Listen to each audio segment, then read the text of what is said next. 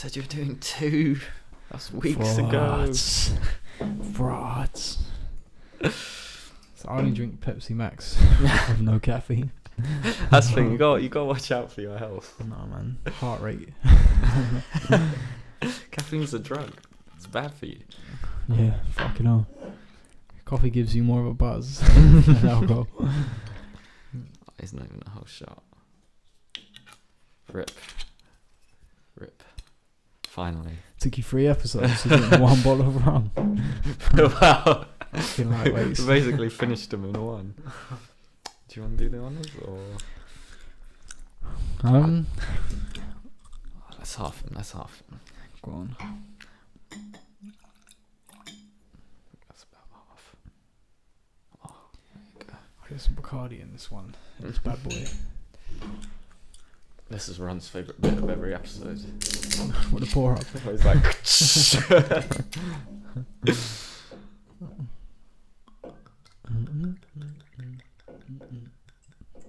Although we're mixing white and whatever. So. Spirits. Yeah, imagine. There we go. Yeah.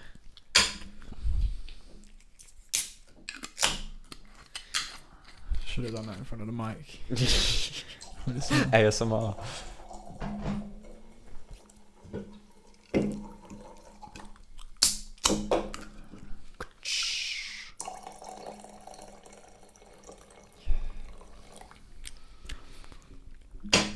Cheers. Episode 3. Finally. Took you fucking long enough.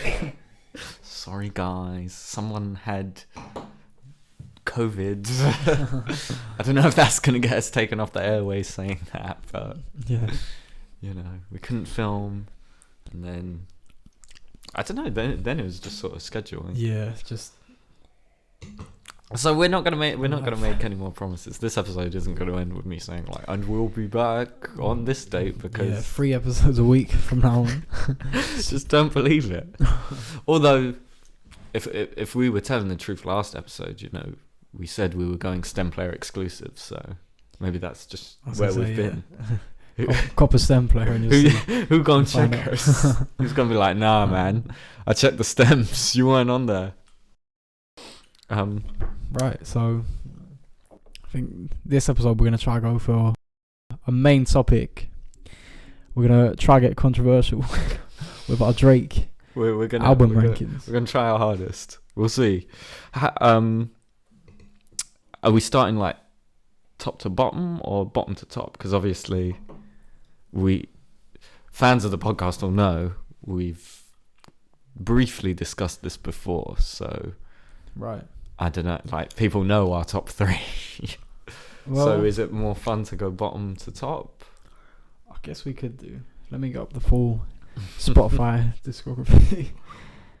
Because, you know, music doesn't exist if it's not on Spotify. Exactly. So, oh yeah, those are the caveats as well. We're not doing the first however many mixtape he does. We're going from So Far Gone up until Certified Lover Boy. Yeah, not including Care Package though, because it just like it's too many eras. Well, and it has a lot of songs off of deluxe versions of albums. Yeah, like the why is the motion on there? I have no idea. Yeah, it's weird. Yeah, 5 a.m. Oh no, I guess 5 a.m. is wrong. I think that's the only like repeat, but the rest is just. But you know, it goes from like So Far Gone all the way through to like when that dropped. Yeah, I feel like the motion as well. Isn't that on the deluxe of Nothing Was the Same? Nothing Was the Same, innit? Yeah. Okay, well, I guess let's start off with. We're not including those. Also, welcome to the episode. Don't Start a Podcast. Subscribe to us on YouTube. Follow us on Spotify, TikTok. Apple Podcasts, everything. Yeah, TikTok, we're on there. Instagram, we're on there. So, you know, if you enjoy it, or even if you don't, just show us some love, please. And that's our proper intro. So, I guess if we start off with his worst album, instead of going for the best first, let's and then we'll work down, I guess. Cool. Do it like that. So, worst album. Drake's worst album. What's his worst album for you? For me, I think it's quite easily Thank Me Later. Yeah, we're in agreement. Let me bring up Drake on here just so I can do what you're doing. I can look professional and like just consult it. Yeah, like I re-listened to it when I was in isolation. Yeah. Because I was just like, let me give this album a chance. Because whenever I talk about Thank Me Later, the diehard like early Drake fans that I know always are like, nah, man, that's a great album. And the first half I was like, I'm wrong. I was like, this is a great album. And then like, I don't know, it just sort of loses its way towards the end, I think. Like halfway through onwards. Like there are still good songs in there, like Shut It Down with The Dream is a fucking banger. Over's a good song. Yeah, all the singles are. Over, Find Your Love. Obviously, Best I Ever Had. Yeah, although I kind of count that as So Far Gone, not Thank Me Later. True. It's kind of cheating because it's on both. Yeah. And so I don't really consider it. You know, it's yeah, but the funny thing is like listening to this album, it feels like you're seeing like an alternate reality where Drake went like poppy. Yeah, which is funny because like Drake is like pop, but it's see the thing is I kind of think So Far Gone has that as well. Like it's Drake before he becomes this. So Far Gone I'm talking about. Yeah. Before he becomes like Drake, like the rapper Drake. Like So Far Gone feels like he's trying a lot.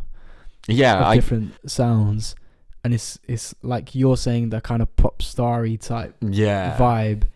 I think it persists in both albums. Yeah, I think certainly So Far Gone he's trying a lot, but this feels like it dialed like all the way up. Yeah. You know what I mean? Like this feels like he was like, okay, that was my mixtape. Now my album, I need like Alicia Keys. I need, you know, I mean that.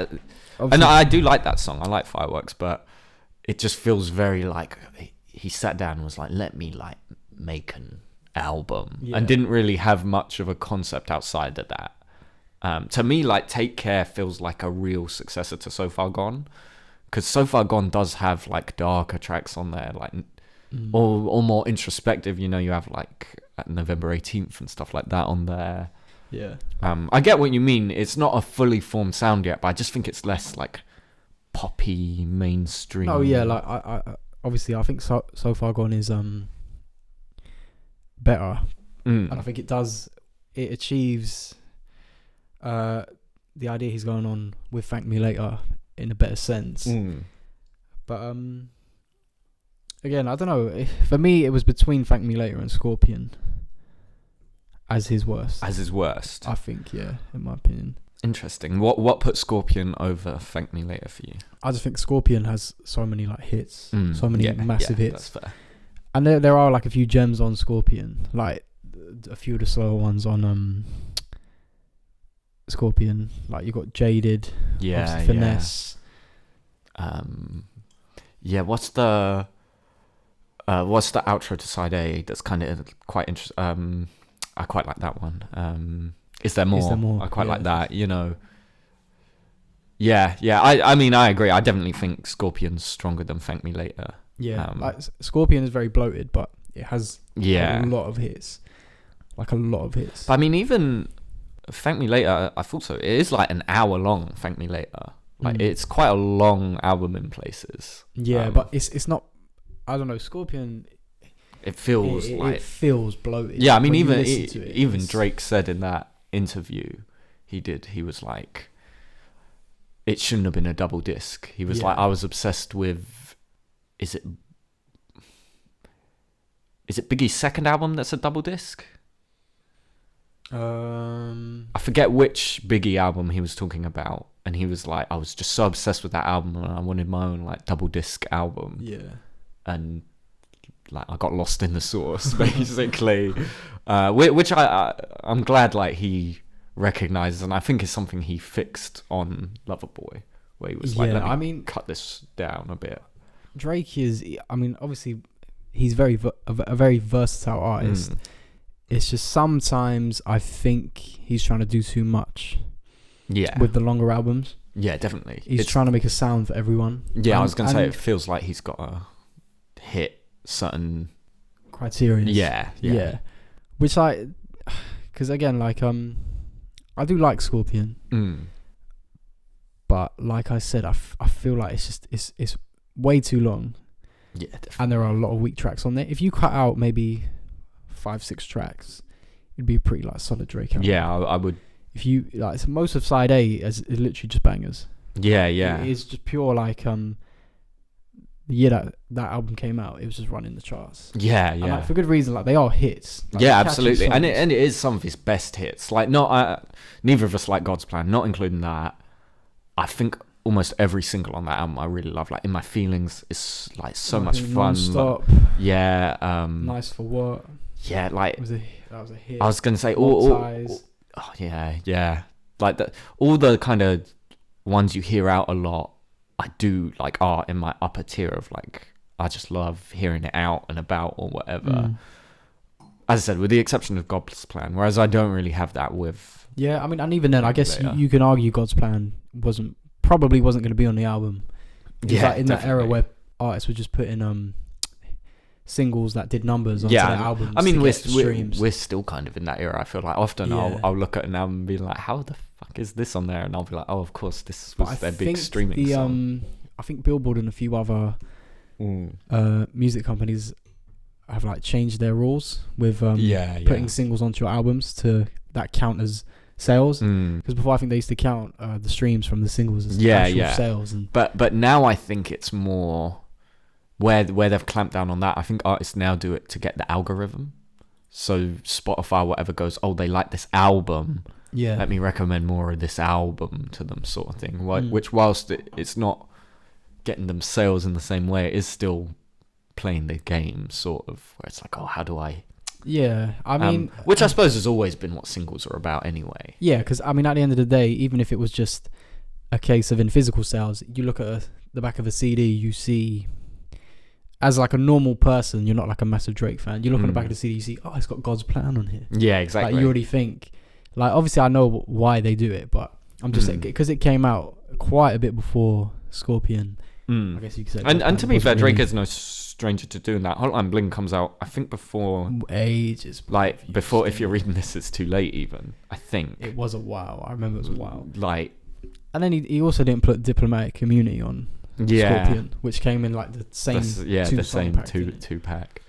Okay, so but before we move on from Thank Me Later, though, what do you have like a favorite track on it? Oh, Thank Me Later. Yeah, like, do you have a favorite, least favorite, something like that? Because for me, I don't know what my favorite is. I really like the interlude. I think that's good. I mean. And I really like the one with Dream, Shut It Down. That's definitely. I do really like Over. Over's quite a classic Drake song as well. Yeah. It probably would be Over. Obviously, like Find Your Love, I know it's like the pop. Like, everyone acknowledges that as like the pop thing. Yeah. But it's like a classic song. Oh, absolutely. In my opinion, like, that's also a good one. Yeah. And then I'd probably go Over. Yeah. I think that's fair. Yeah. Are we gonna do this? We'll do this as a thing then. Every album we go through, we have to pick a favorite song. Yeah, absolutely. I think that's. Yeah, for me, I'll go Shut It Down with Dream. I really like that. Honourable mention to the interlude though, because I do like that one. So what's next? Thank Me Later. I think I would put Scorpion next. Scorpion's next. Well, I don't know. It's tricky because. We are including Dark Lane, aren't we? Yeah, we're including Dark Lane. We're including More Life. We're including What a Time. And we're including If You're Reading This. It's not just albums. Fair, okay. Oh, and So Far Gone, obviously. That's the other mixtape. Then, in that case, yeah, I think it's Scorpion. Scorpion next. Just because, let me just, like, clarify. From here on out, I think every album is, like, a good album. Yeah, same. Scorpion's probably on the weaker side of that. But I still think it's a good album. So, yeah, going back to Scorpion, for me, it's like if you had the idea of Views, and it just gets watered down a little bit. Yeah, I see what you mean. He's trying to make a longer album, it's doing a lot with the sounds. It's quite versatile. I just think Views does it a lot better. It's got better R&B Drake. I think the lyrically Views is better. The hits, I would still say Views has bigger and better hits. In my opinion. Because I don't know, because obviously streaming inflates the numbers, but probably in pop culture, Views has the bigger hits, because Hotline Bling and One Dance are that's kind of all you need, isn't it? Yeah, really. Those are like two of Drake's biggest songs ever. Yeah, and I know it doesn't really count, but like it's that Views era, he had Work as well. Yeah, like running the charts. The Come Closer with Wizkid. Yeah. You know, just that, all those features. Come and See Me with Party. Because where Views makes up. The album isn't just hits. Where it doesn't have a hit, it fills that space with a meaningful song. As in, the song earns its place on the album. It's either something slower or I just think it has better placeholders than Scorpion. Okay. I'm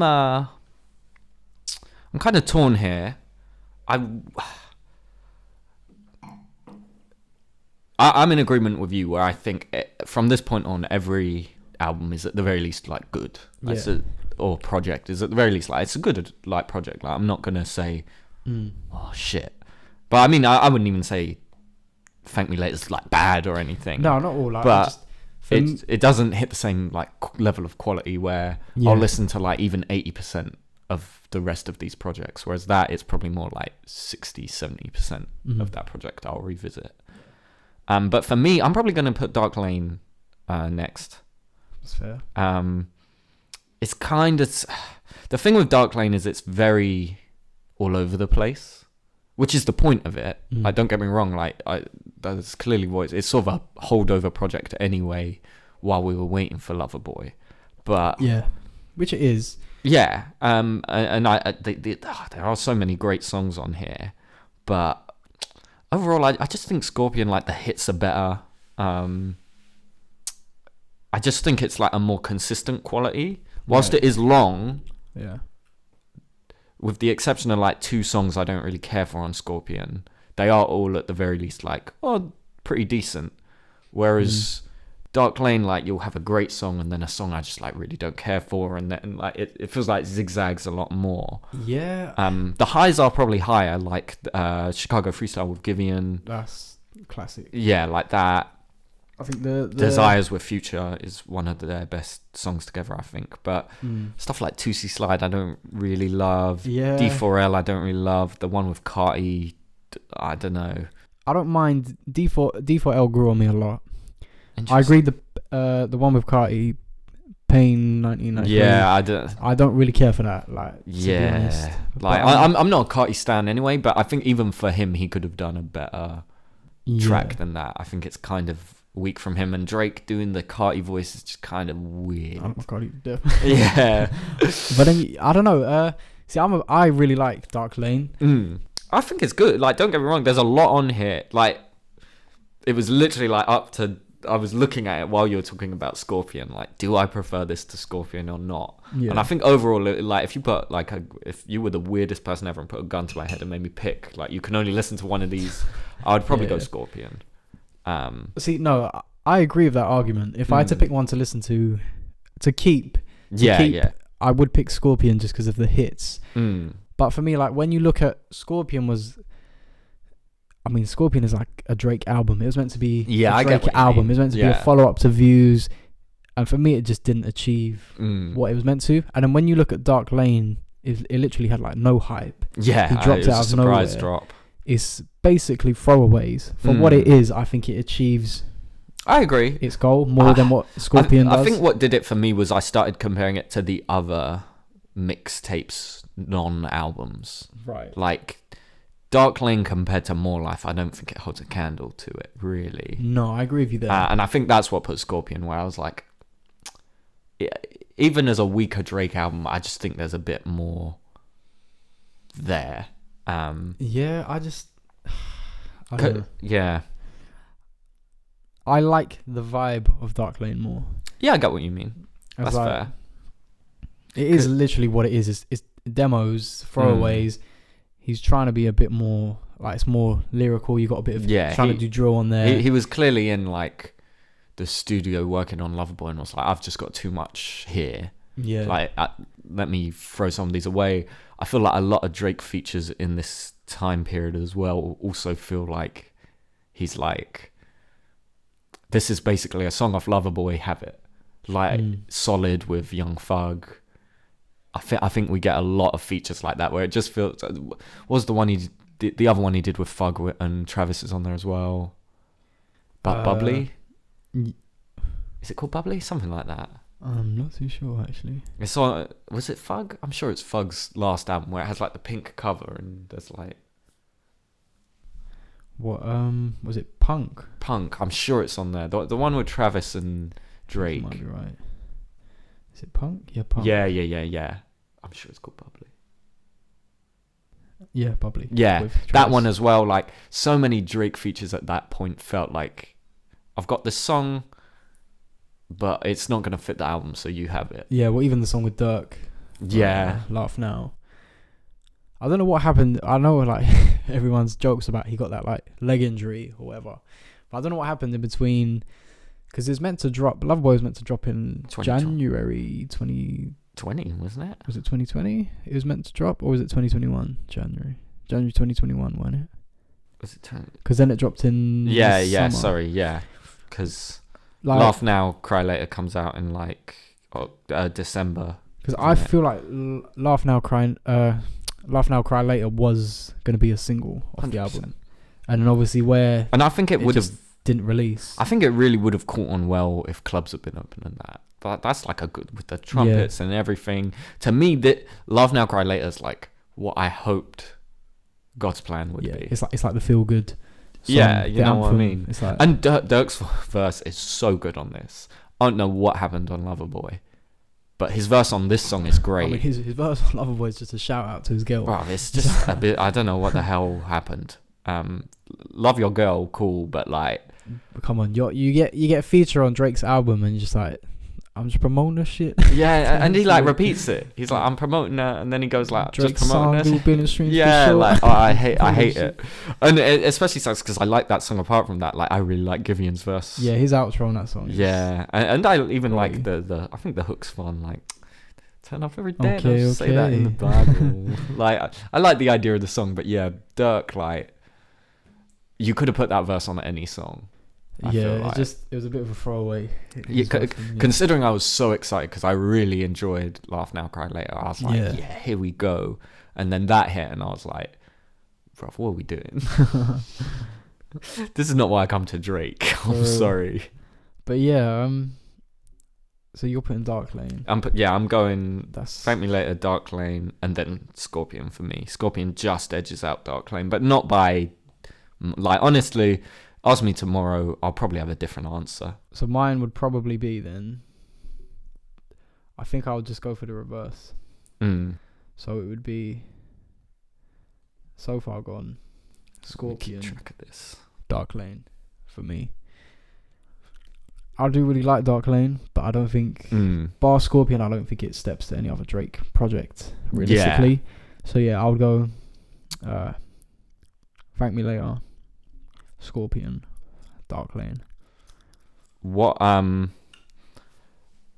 What's your favorite before you move on from Scorpion? What's your favorite songs off there? See, if you would have asked, first one that came to my head was Emotionless. I think Emotionless is like such a banger. Yeah, the Mariah Carey sample. Yeah, low key she sounds better on that sample than I don't know what 40 or whoever produced that did. Yeah, she sounds amazing on that sample. I love the sample on that. So Emotionless came to my head straight away. Let me just check I'm not missing like an absolute fucking... I do really like Jaded. What do you think of the intro? I really like Survival. I like Survival, yeah. I think like it's short. Underrated. But yeah, I think it's super because obviously the intro everyone compares everything to is like Tuscan Leather, right? Where everyone's like, oh. And rightfully so, because like what an epic like... Yeah, it's like 5 minutes long, has like 3 different beats. The sample is fucking beautiful, like perfect. And it spoilers intro to the best Drake album. Yeah.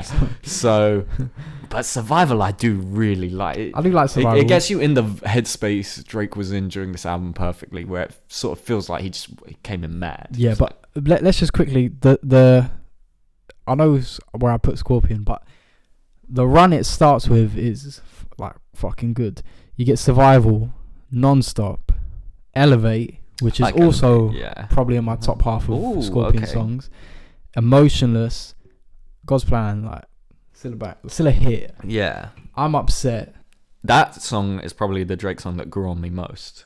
I When like it dropped, Upset, I was like, "What the fuck is It's this?" a short and sweet one, but like Because I remember he dropped that and the diss to Pusha the same day. Right. Duppy. Duppy I remember I freestyle. heard Duppy. I was like, okay. And then I heard I'm Upset, and I was like, what the Yeah. fuck is this? It reminds. What's the other Drake song? It reminds me of. What's Next? It's kind of like that. Oh It's yeah, like I see short what- and sweet. I you know, can it's a see. bit catchy. I can see that. It's a bit more down tempo. Yeah. Then you get 8 out of 10. Then you get Mob Ties. Can't take a joke. Those 3 songs are one of the like. What a free track run! Like 8 out of 10. Yeah. Mob Ties, Can't Take a Joke. Like And I'd include Sandra's Rose. know I it's do a like change it. of pace, Yeah, but yeah. Talk Up though is a miss. yeah, you get- I don't know. Even Drake said it was a miss in that interview. He was like, me and Jay-Z were like, we wanted a club song, and I don't know what they think is playing in the club these days because Talk Up is just it's too aggressive for the club. Like, Well, the other thing with Talk Up is now that we have Love All, yeah, I think there's no comparison. yeah, of Like, course. Love All is. That's me. Yeah, but then I like that outro to Side A with Is There More. Is it more? Yeah. So I always forget Peak exists. Peak. I like it, but I always forget. That's the one where it's like, treat you like princess. Summer Games, Jaded, Nice for What, After Dark. Finesse. Final Fantasy. Okay, I let you on the first one get off that God's Plan is the worst Drake song ever made. Go on. Ratchet Happy Birthday exists. This is the worst Drake song I've ever heard in my life. I've heard it twice, and I intend to keep it that way. At least it has a use. At least it has a use. This is why I hate this You man. can play because it. it only works because it's like it's so bad it's funny to like put it like Happy Birthday and have Ratchet Happy Birthday playing. But it has a Which- use. You can play it I know. on someone's birthday. I don't know whose, but I don't know. It's like a troll song. I'm like, is he He's a like fucking making pro. fun of me? And Party, I don't know what he was thinking with that beat, man. It's so weird. I don't know. It feels like it reminds me of that song "Showing You" off Party Mobile. Yeah. It's just such a weird You. beat. You're like, what was the? I don't know, just a miss. I'm not a fan of that one. I'm not a at fan. all. No, that's a weak track. Blue Tin. I love that song. Window got blue in the tin. Yeah, that's a tune. Yeah. What do you think of the Michael Jackson one? When it came out, like, I thought it was it was good. It was like a good track, just fine. I don't know if for now that I've heard it, the album's been out a few years. I don't know. It kind of just Yeah, I was gonna falls a bit say flat for me. If For putting a Michael Jackson feature on your album is a big statement. it feels like Drake just wanted to be like. And it's Drake. Mm. Like Drake putting that on his album, that's a massive statement. Yeah. And for me, it just doesn't. Yeah, like, same. It doesn't really click. Yeah. Yeah, I don't know. It's just a strange. You know, Drake does like collaborating with deceased artists he's fans of. Like, is it Pimp C? Pimp C, yeah. Is on Views, obviously. Mm-hmm. You know, he's done a bunch of Aaliyah songs. Like, yeah, it just didn't. I don't know. It didn't work for me. I'd rather have seen someone else on there. I mean, it was always going to be hard because like Michael Jackson is Michael Jackson. Yeah, so you're gonna have all of and I his- feel like any like post-death song is always just got weird baggage with it to listen to because you're like, well, these people didn't collaborate. No. Which, no. admittedly, okay, is true of a lot of features. Like, it's just emailing versus, but I don't know. But the other side of it is brings it to your mind more. half of the time when artists have features of other artists who are like alive now, it's obvious that they would just throw away like a throwaway verse or something that they've just stuck onto a song. Yeah. Which I think is kinda the case with Don't Matter to Me. I know he does the hook, but I don't know. Yeah. It didn't really work for me. Yeah, but at least the album closes quite strong with After Dark and Final Fantasy. I do really like those, especially the first half of Final Fantasy. I love that. Like, it's very rare Drake gets in that like dangerously horny bag, but when he does, like that and Practice. That boy sound like waves. No, I knew he was something else when he shouted out Evil Angel. I was Evil like, this Angel. man, why are you shouting out Evil Angel? Go home. Like, straight, man. Or go out. Don't This stay guy home. lays so much pipe. It's unbelievable. I don't know how he does it. Like, Oh, and I tell you what's funny. I literally the other day I saw the episode of Atlanta where In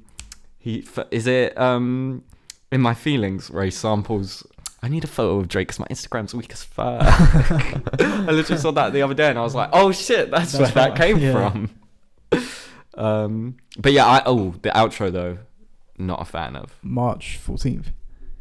Yeah, it's Yeah, his same. weakest outro for me. I don't know, especially considering what it's about. Mm. Like, because I feel like everyone was waiting to like hear him talk about this son he's had. Well, I feel like it could have been a case of obviously he wasn't expecting Pusha T to like violate his whole life, so maybe it was a last minute addition to the album. Maybe, I don't know. Yeah, but yeah, it just didn't. I don't know. It doesn't. I actually prefer the other closer. Is There More? I think Is There More is really good. Yeah, I agree. Okay. And do you think it was meant to release as two separate albums? A bit like Future did with Self-Titled and Hendrix, where they dropped back-to-back weeks. I am gonna say no. Interesting, because I've always wondered if originally his idea was like, I'm gonna end it, and the song will be Is There More? I won't say anything, and the whole week people will be like theorizing, and then boom, you get side B. But I think because of the Pusha T thing, he was like, I can't do that, or people will be like, this is a miss. What is this? Good point. Yeah, maybe. It's just something I've always wondered. I have no basis. It's quite in Drake. If you look at the albums around Scorpion, all of them are quite long. Anyway, so I don't know if he would have dropped it separately. It's just something I've always wondered, because Is There More is an interesting... Like, it feels like it should exist in an era where you actually need a second disc or something. Yeah. Because otherwise you're like, is there more? Well, yeah, there is more. I can see it. I just have to scroll on my streaming platform. The thing I wonder is if... I wonder how the album would have been received if it was dropped in two parts. I think it would get more love. Yeah, because Side A especially is strong. Because I know like a lot of people do hate on Scorpion, but if you actually sit down and go through the track list, like there are a lot of good songs. This is what, like, literally as you were talking about Scorpion, and I was trying to figure out between Dark Lane and Scorpion, I was scrolling through the Scorpion track list, and I was like, I just can't. Like, there are a lot of good songs on here. Yeah. Admittedly, the weak songs are like weak. Yeah, some of Drake's weakest, definitely. And I feel like the other thing with Scorpion is a lot of the good songs are just like fun. Yeah, definitely. It's a short, sweet, really short. Yeah, it's you know like, what I mean? It's like a short banger. It's like, Can't Take a Joke is like 2 minutes long. Yeah, 8 out of 10 is like 2 minutes long. Yeah, there's not a lot to unpack in the songs. But yeah, like I said, when you sit down and go through the track list, there are a lot of good songs. Yeah, definitely. Okay, so favorite song. Oh yeah, so favorite. That's what. I'm gonna cheat and do a side A and side B just because it's so long. It feels. I don't know if I can do. Okay, if we're gonna do it like that, that's fair. Probably. I'll go. I think I'll go Survival. I really like Survival for side A. It is a tough one. Like, there are so many good tracks in there. Like Mob Ties, I do really like. Can't Take a Joke. Is There More? Or maybe Is There More? No, I'll stick with Survival. I'll stick with Survival. For side A, I think I'll stick with Emotionless. Yeah, that's I'll stick with Emotionless. What about side B? I think I'm gonna go for Finesse. Can we discuss how Finesse has the most insane opening line anyone's ever thought of? My man says, I want my baby to have your eyes, which in isolation is a normal, like, okay, he's in his bag. I can picture an R&B person saying that. This man said that when he had a baby on the way. He had a child. And this man said, I want my baby to have your eyes, not yours. So who was he talking your about? Was he eyes. talking about his baby, man? Like, no. What was he talking about? That is an insane man. Yeah, That is a criminal. Drake needs to be put in jail for that line. Insane. A banger of a song, but absolutely insane. No, he's wilding out. But yeah, it's just I've side B. I think it's clear it's trying to go for the more laid back R&B ish vibe, and I think Finesse fits that perfectly. Yeah, I do like Finesse. It's so chill. The other one I was thinking of choosing was probably After Dark. I really like After Dark. Ty Dolla $ign for me, like, so underrated. Every feature he's on, he just kills it. Like, especially on After Dark. And I really like the Static Major. Like After Dark. That's another person who's obviously not alive that he's collaborated with. I'm gonna give it to Jaded though. I think Jaded is like, I don't know, sad boy Drake. When he's in that bag, like he can't miss. Like, yeah. I get it's that and Finesse are like the two proper slow. Like, well, and even After Dark, I feel like the three of them. Yeah, but After Dark's more like let me pour a whiskey and be sexy. Yeah. Whereas like Jaded and Finesse are like kind let of me light a spliff. It's like, I want to have your eyes. Yeah. It's like some, I need some Jay. Whereas Jaded is just like down in the dumps. Yeah, that's like you're like, oh, she hasn't texted me back in a few hours, and you check and left on red. And on her story, she's like sat across from someone in Vapiano's. Hit me up. Eye emoji. Chats. Bruv, I haven't seen anyone post chats in years. Fucking BBM. Chats. Eye emoji. No, the foulest was when you used to do it on Snapchat. You just post like a dark chats. screen. Chats. Like, the modern version is like, you know them people that put on their Instagram story, just like, ask me a question. Like, ask me a question. Please. Yeah. I'm like, bruv, you have the same number questions. Of followers as me. Bored questions, please. Some lonely. Nobody want to know what you're up to. Ask me something, please. Please, I'm begging you. My life is so boring. Give me a caption. Yeah. Okay. Yeah. I think yours is a good shout. Jaded. Like, yeah. I think that's top 3 on side B. But I think I'll stick with Finesse. That's fair. Finesse probably would have been my number 2. As much as I like After Dark, Finesse is like, I don't know. It's just a really good song. Yeah. Okay, so what about Dark Lane then? Dark Lane, Desires. I'm going to give it to Desires. Desires? Probably. Okay. Desires or Chicago Freestyle. Okay. It'll be one of those two. I don't know what. I love Desires, man. Desires, I like Desires. No one can find you. It does feel I don't know what it is, but it feels, when you listen to it, it just has that thing I have with some songs where you can tell it was a throwaway. I don't know why. But I have that with like every song on I know, but then when you look at like Chicago Freestyle, that is polished. Same with like When to Say When, from Florida Love, they feel like full songs. But I do like Desires. They feel like album cuts from an album that doesn't exist. Yeah.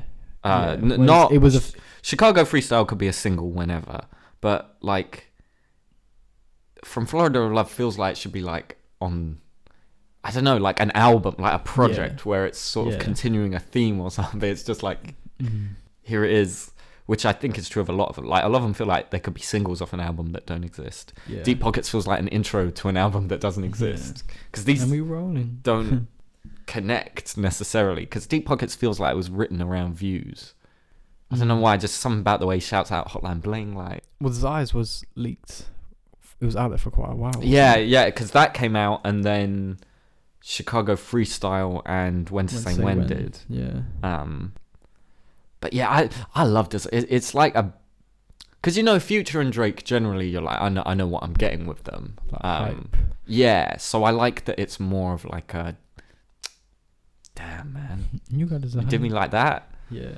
Also, continuing the theme of Drake's insane behavior, he bought her a whip, and then he got his boy to get it back.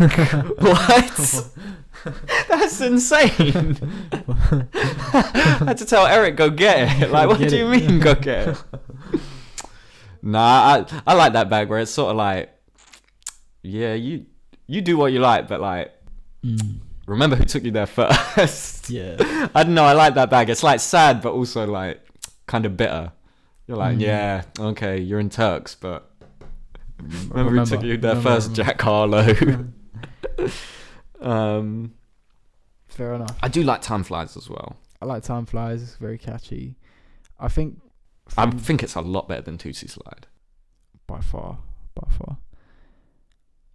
Tootsie Slide, like, it has grown on me. I think it's like a fun song. Yeah, like, for me it's too long. I don't know why it's 3 verses. Yeah, like, if you're a TikTok song, it's 15 seconds at the end. Well, now it's 10 minutes, but you know what I mean? That the idea is it's catchy and doesn't chat like. Yeah. Tootsie Slide is just sort of like, oh, we're still going, okay. I like the hook, you know, it's Thriller in the Trap, that whole thing, but overall, I don't know. As I said, it's just I enjoy it. It's not like his worst song. It's not Ratchet Happy Birthday, but yeah, I don't know. Okay, I think I'll probably give it to Chicago Freestyle. Yeah, that's fair. You know, that's feature probably, slaps. Yeah. Drake's on job. It's just like, for me, it's just introduce the world to Giveon. And like, that's a dub in Yeah. itself. And it does feel probably is the most polished song on there. Definitely. It's just that could go on any Drake album. Yeah, for sure. And stand up with the quality. I feel. I do like the one with Chris Brown. Well, Chris Brown. I don't know. You know It's good, but when you that's my thing. A lot of them are just like fine. I don't compare it to. Are you going to say to No Guidance? Yeah. Because he's just like humming in the background. Like, if you didn't have featuring Chris Brown on there, I wouldn't know he's on there. But then don't put featuring Chris Brown, because he might have to. Maybe. You know, I mean, I don't know how it works. Maybe, but I enjoy. If you just take it as not you two, it's a fun like sad boy. Yeah. Because like, yeah, it's just sad. You're like, oh, not you two. Okay. Houston, we got a problem, my dog. But yeah. So we're 3 albums down. This is where it gets tricky. Yeah, this is where This is like uncharted sure. territory for me. We're counting What a Time to Be Alive, yeah? Yeah, we're counting that. Good. Is that next for you? No. I don't think it is. I really like What a Time to Be Alive. I don't know where I put it, but we'll see. This is the thing, like, a lot of Drake fans might hate on me for this. Okay. But I think I'm gonna have to put So Far Gone next. You're gonna put So Far Gone. I thought you were. I could sense it. I was like, I was surprised when you put it above Dark Lane. Yeah, it's grown on me a lot. Dark Lane. It's So Far Gone has grown on me a lot. So what makes you put So Far Gone next? Well, just in general, I still feel a lot of points I made about Thank Me Later kind of overlap with So Far Gone. I just think it has a lot of better tracks. The overall quality is a lot better. Obviously, the opener, Lust for Life. Yeah. That's a banger. Who's Atlanta Vegas? Successful. I don't know why. Well, there's probably a good reason why, but when you listen to it just feels like a 2009-10 time capsule. Yeah. It's got that sound. It's got the sound that everyone was doing. Yeah, and it's not like Drake's sound. Yeah, like, it is, because it is him. But these past, from like, if you're reading this, it's too late onwards. Drake has a very distinct sound. I feel like, where even if he's doing whatever genre, when Drake raps, he raps differently now. To hear. Yeah, no, definitely. It's because I feel like he's still trying to find his sound. He's experimenting. He's trying to do. Yeah, of course. I mean, it's technically his first like real project. Yeah. But he doesn't come into the world as fully formed as like The Weeknd. Nah. Like House of Balloons is like from the first album to now. If I play your Weeknd track, like, you're gonna know. It's quite, yeah. Whereas here, if I play you like Let's Call It Off, you'll be like, what is this? Yeah. Right. Even I really like that song, but you know what I mean? It's just so radically different to the rest of Drake's discography. I just think if we're counting this as his debut, it's very strong. Oh, I mean, I count his debut, definitely. Yeah, I don't know. It's just because I have issues with Scorpion. I think it's bloated. Obviously, Thank Me Later, I'm not a massive fan on. Dark Lane, I like, but it's not as cohesive as something like So Far Gone, I guess. Yeah. And I just think the overall quality of tracks keeps up. Yeah, because it is a long album. Yeah, definitely. I mean, I think I just looked. It's an hour and 13 minutes. 18 tracks, and I think throughout it stays consistent with in terms of the quality. So yeah, I'd put that next. Cool. What's favorite track? Because we're not going to get to this for a while for me. Spoilers.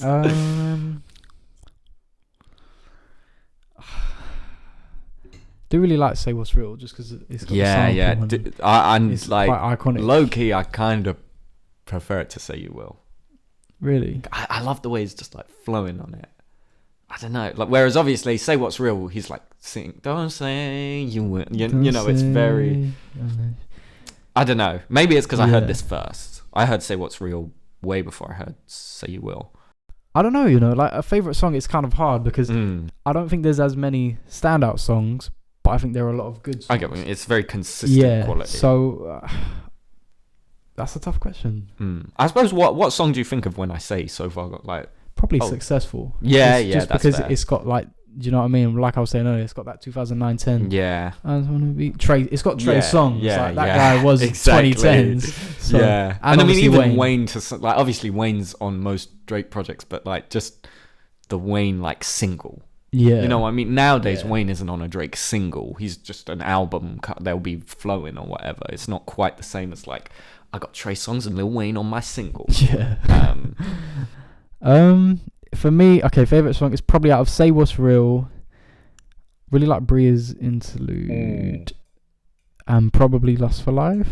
I want to say that's my 3. That's cool. Give you 3 for this album, just because it's a bit tougher. Okay, I'm gonna preface this by saying we've crossed from like good to very good for me for Drake projects. Okay. Like after Dark Lane, I feel like every other project I'm going to talk about from here on out is at the very least like a very good project, like a 8 out of 10 plus. I agree with you. I'm gonna turn my Homeland against me though and put More Life next. That's sharp. Because like I just looking at the rest of these projects, I can't put above any of them. That's sharp, man. You're a UK resident. Yeah. And I really like this project. I could never listen to it as a whole project. For me, More Life is a bunch of amazing songs that don't flow at all.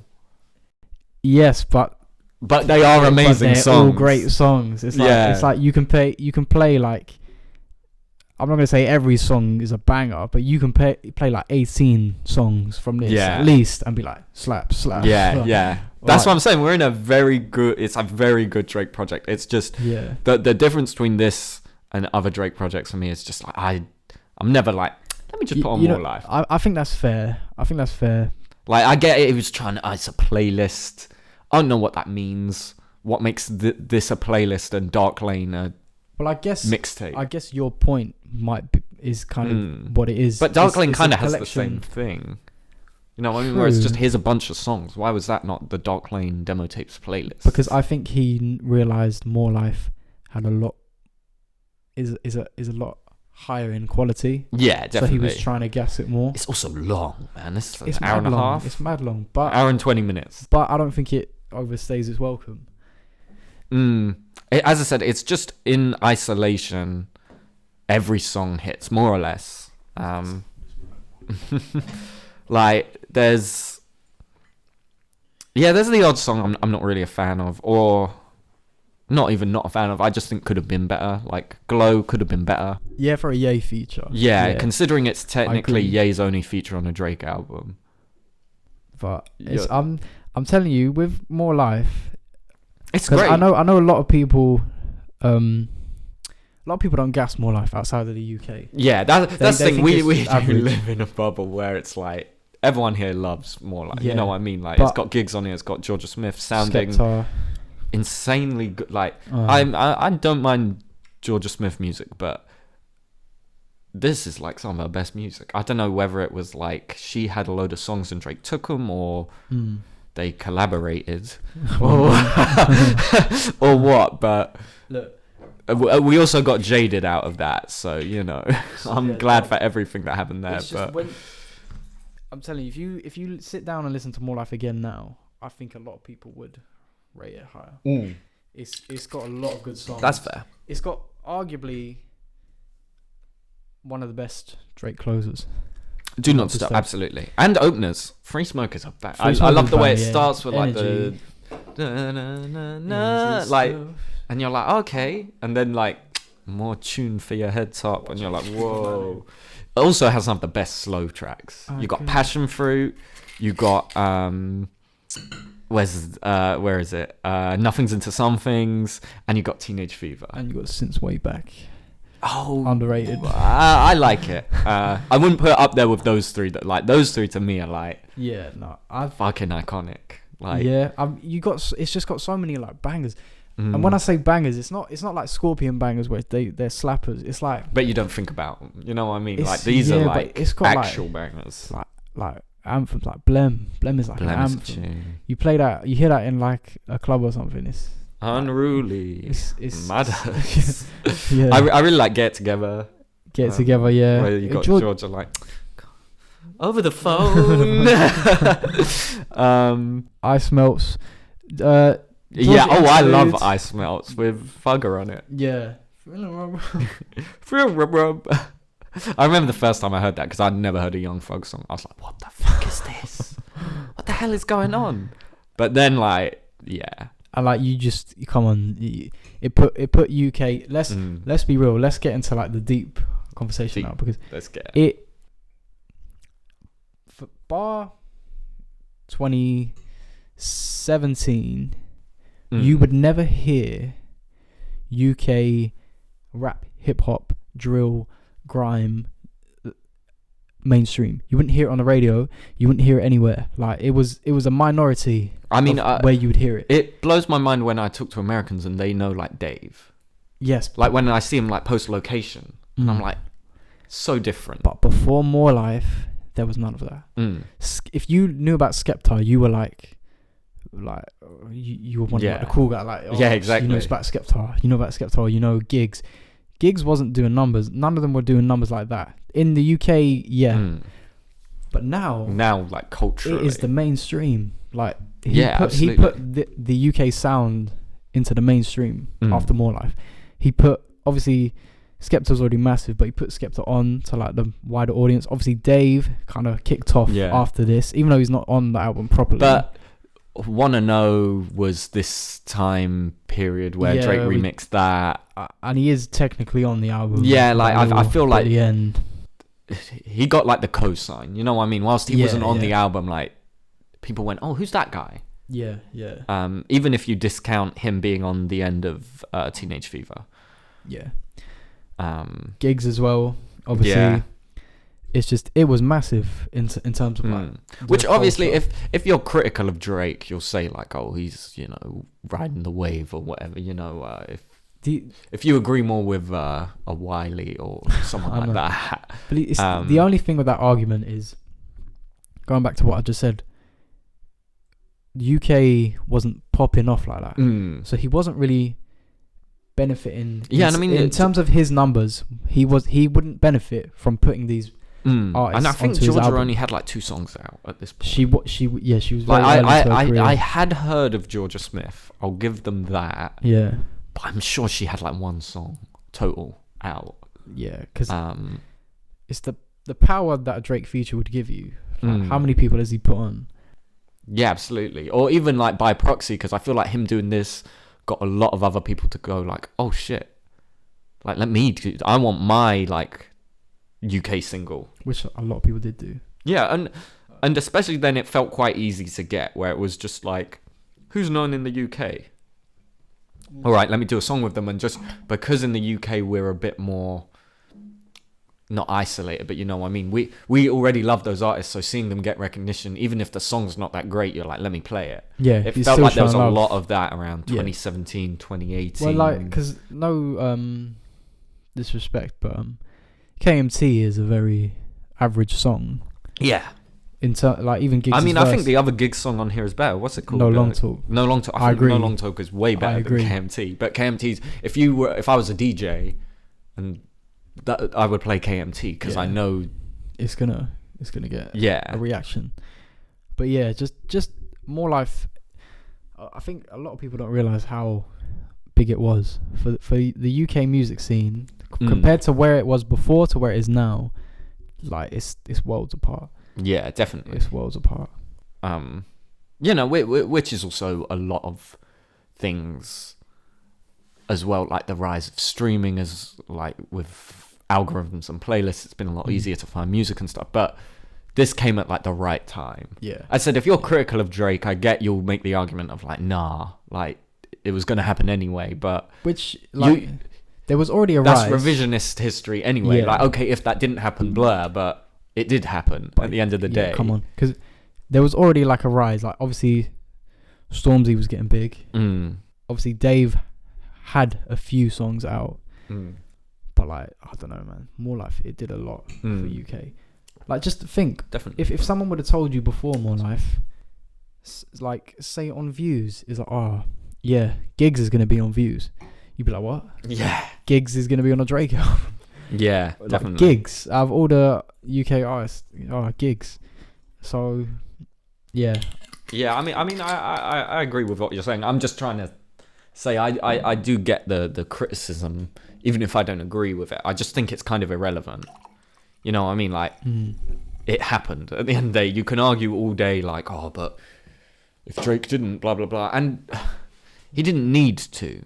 It's not like if Drake hadn't teamed up with a bunch of UK artists, his album would have sold less. But this is what I'm saying. Like, it's not as if him putting UK artists made his album do more numbers. Because these artists weren't doing numbers like that. So yeah. And they do feel like he actually collaborated with these people. Yeah. Which obviously I have no way of knowing, but it feels like there's some chemistry in the collabs. Whereas, sometimes you're just like, or any artist, you're just like, they just slapped that verse on there. This feels like he was really into UK music and wanted to do like almost a love letter to it. But then there is a lot of other songs on here as well apart from that. This is what I'm saying, where it doesn't it's not like this is his UK mixtape. No, not at all. And so I think that's what hurts the flow, is you're just jumping between everywhere, where you're like, and I don't know why it works on something like Views and it doesn't here. Where like Views I can listen as an album, even though there's like Afrobeat songs on there. There's, I think you got like Controller on there. You got like One Dance. Yeah, but they're kind of two different genres, and then you also have like Hype, which is more of like a rap song. I don't know why it works there and it don't here. Is what I'm saying. Like, I'm not sure what it is. There's just something about this where it's never flown for me. Maybe because the changes are more abrupt. I really don't know. But it's one of them things where what I get what you're saying is if you listen to it from start to finish, it wouldn't be cohesive. But at the same time, it's like if you were to get in the shower and you put one of your playlists on shuffle. Oh, absolutely. I mean, a ton of these songs. But this is what I'm saying. Like, my Drake ranking, apart from my bottom 3 and my top 3, just switches. In a way, like this I could listen to this and be like, nah, this is better than what I've placed above it, and bump it up a couple spots. But I just feel like what holds it back from me is I don't look at More Life as an album. I look at like Gail Chester as a song, which is fair. But what I'm trying to say is like, I get what you're saying is it's not cohesive like that. But what I mean is like, say you have your own personal playlist where you put it on shuffle, it's not going to be cohesive. Yeah, but every song to song you're going to be like banger, banger, banger. Yeah, banger, yeah. Which is like More Life. Yeah, I suppose that's why it's called a playlist. As in, I don't listen to, I fucking don't know, like No Long Talk into Passion Fruit. Like, what is the switch there? Like, there's no cohesion. Yeah. But they're both great songs. Yeah, of course. In my opinion. Like, yeah, I don't know. Yeah, as I said, I don't know why. But yeah, I mean that's just what I've kind of used to rank it. Is I've gone. Yeah. Okay, what if I'm looking at these as projects and songs? Like, this is where I'm like, I've got to make a distinction somehow, you know what I mean, sort of thing. So, but yeah, I mean, I do think it's a great project. It's not like my top 4 Drake projects. It is long. Right. There are a couple of songs I'm not as keen on, or not even that, because like I do like every song here. I just think they could have been better. They sort of feel like a filler song where it's like, okay, you know, Glow's cool. There's a couple of songs like that where I'm like, oh, that's cool. But the standouts here are like amazing. Like Passion Fruit is such a good song. I just Blem, Gelchester, obviously Free Smoke. Yeah, Teenage Fever, Lose You. You know, especially these are some of Drake's best, like, since way back. It's not conscious rap, but you know what I mean, where it's kind of slow, introspective.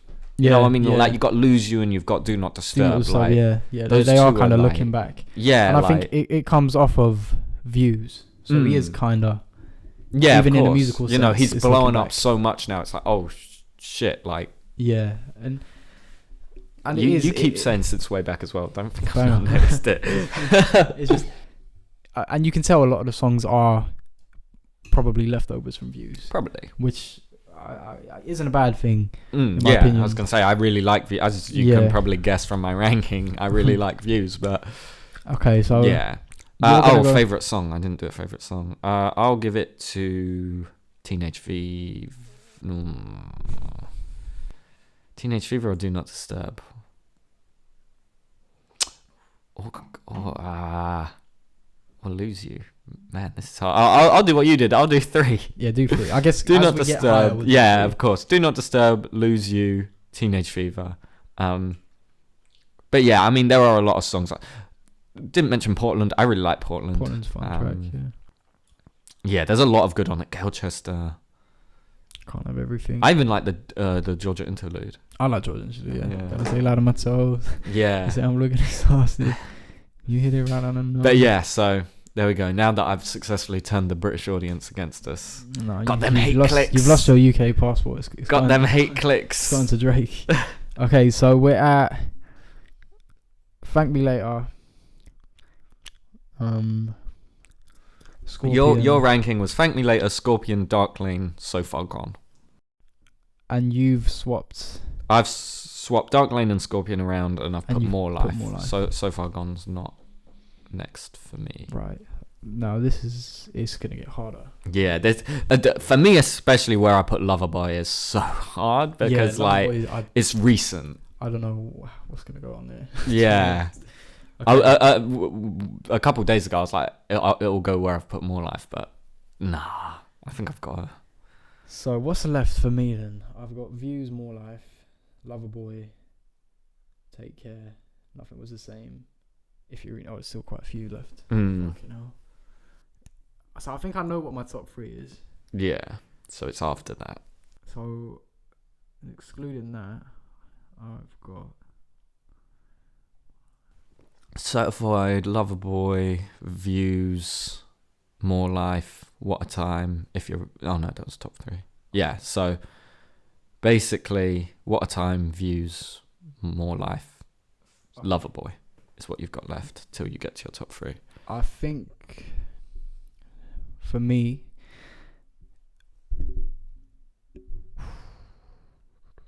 it's tough because Loverboy is still fresh, and Loverboy could change. That's the main thing from me. I'm like, I don't know, because I don't want to I do like Loverboy.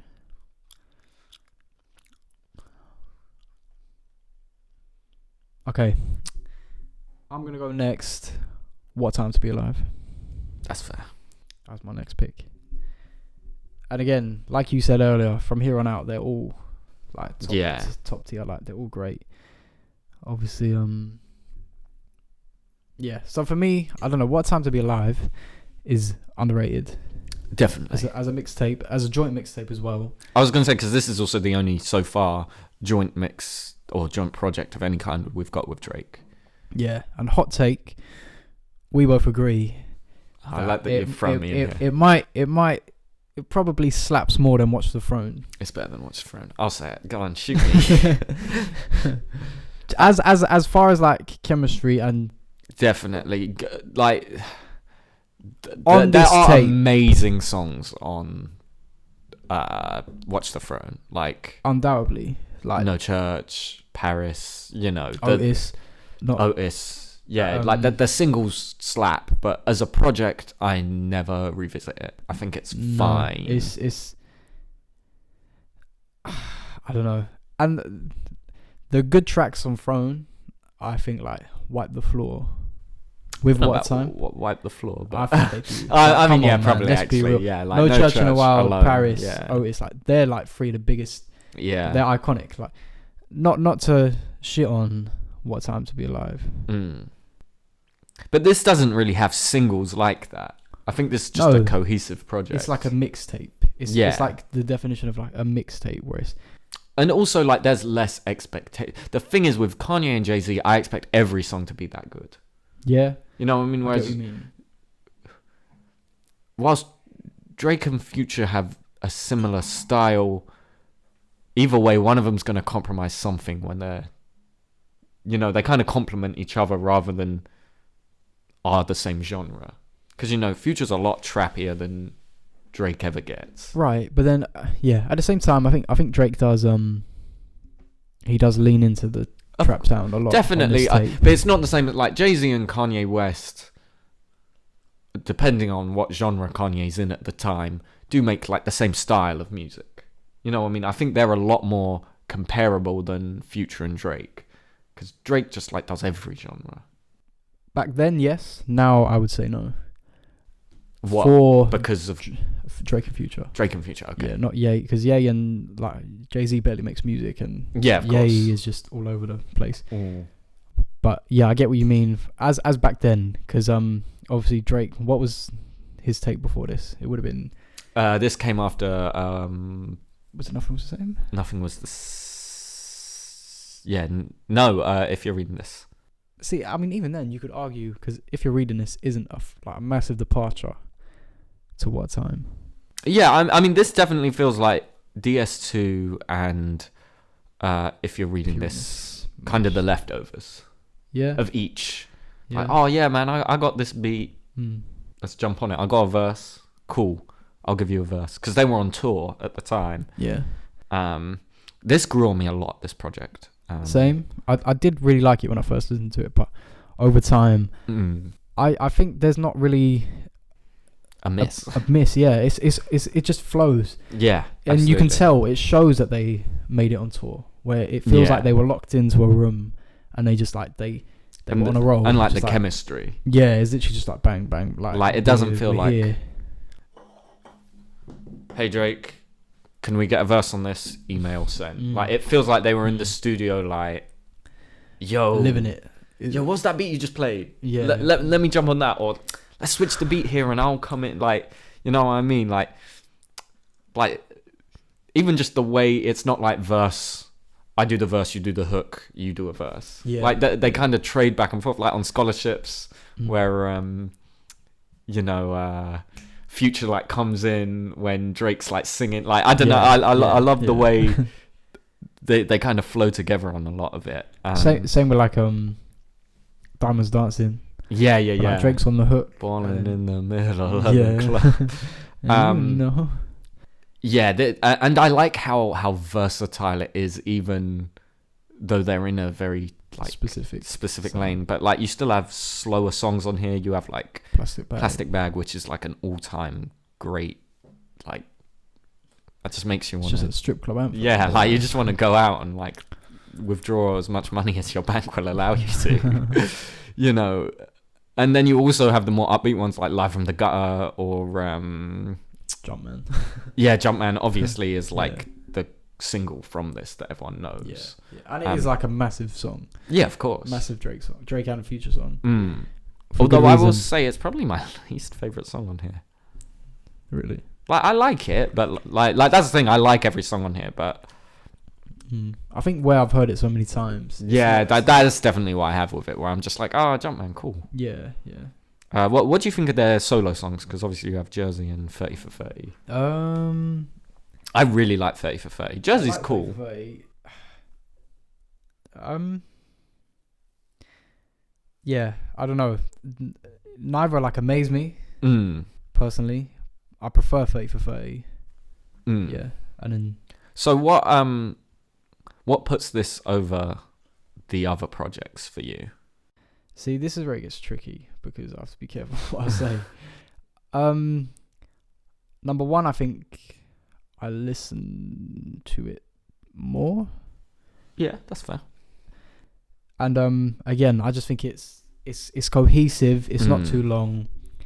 There's a lot of bangers on here. And yeah, I have it in the same position. I'm gonna put What a Time next for me as well. And yeah, I just really like Drake and Future. Like any song they've done together, I enjoy. Yeah, it's the thing. Let me just jump in. The other thing is, if you were to like listen to Drake, I feel like this is a departure in a sense. As in, if you're listening to like Take Care, Nothing Was the Same, blah blah blah blah blah, and you're in a different mood, if you jump into this, you're getting something different. Yeah, definitely. Where it's like, this feels like Drake on a Future tape. It's more like a Future.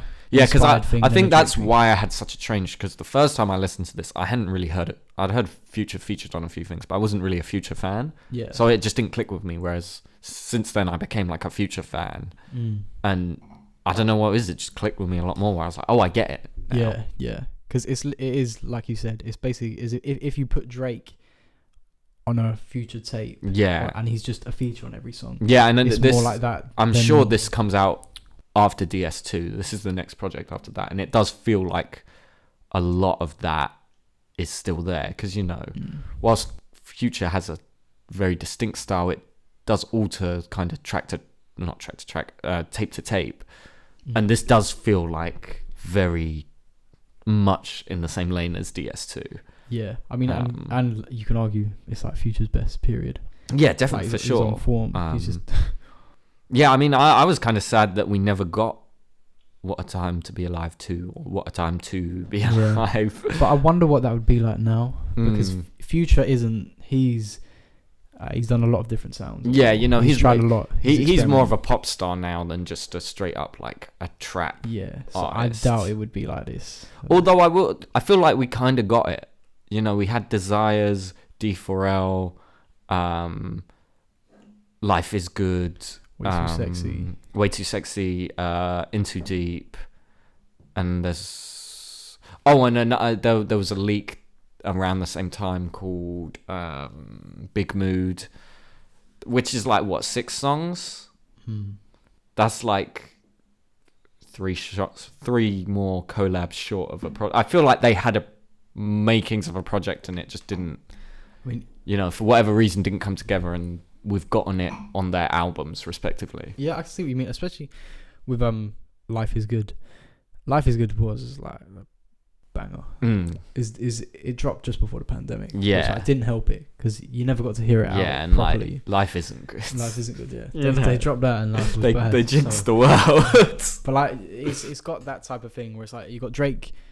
It is kind of literally like 2 different songs where Drake's doing his like working on a weekend, like, and then Future comes in like trap. Got red bottoms on.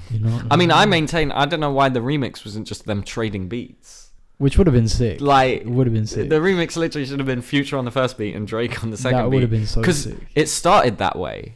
I was like, oh, sick. Future's on the Drake beat. Yeah. And then we got the Baby and Little Baby, and I was like, oh, it's like that's a shame. It would have flowed so well. Like literally just trade beats, go from there. Hit Drake on the trap beat, Future on the first beat. Like, I don't know.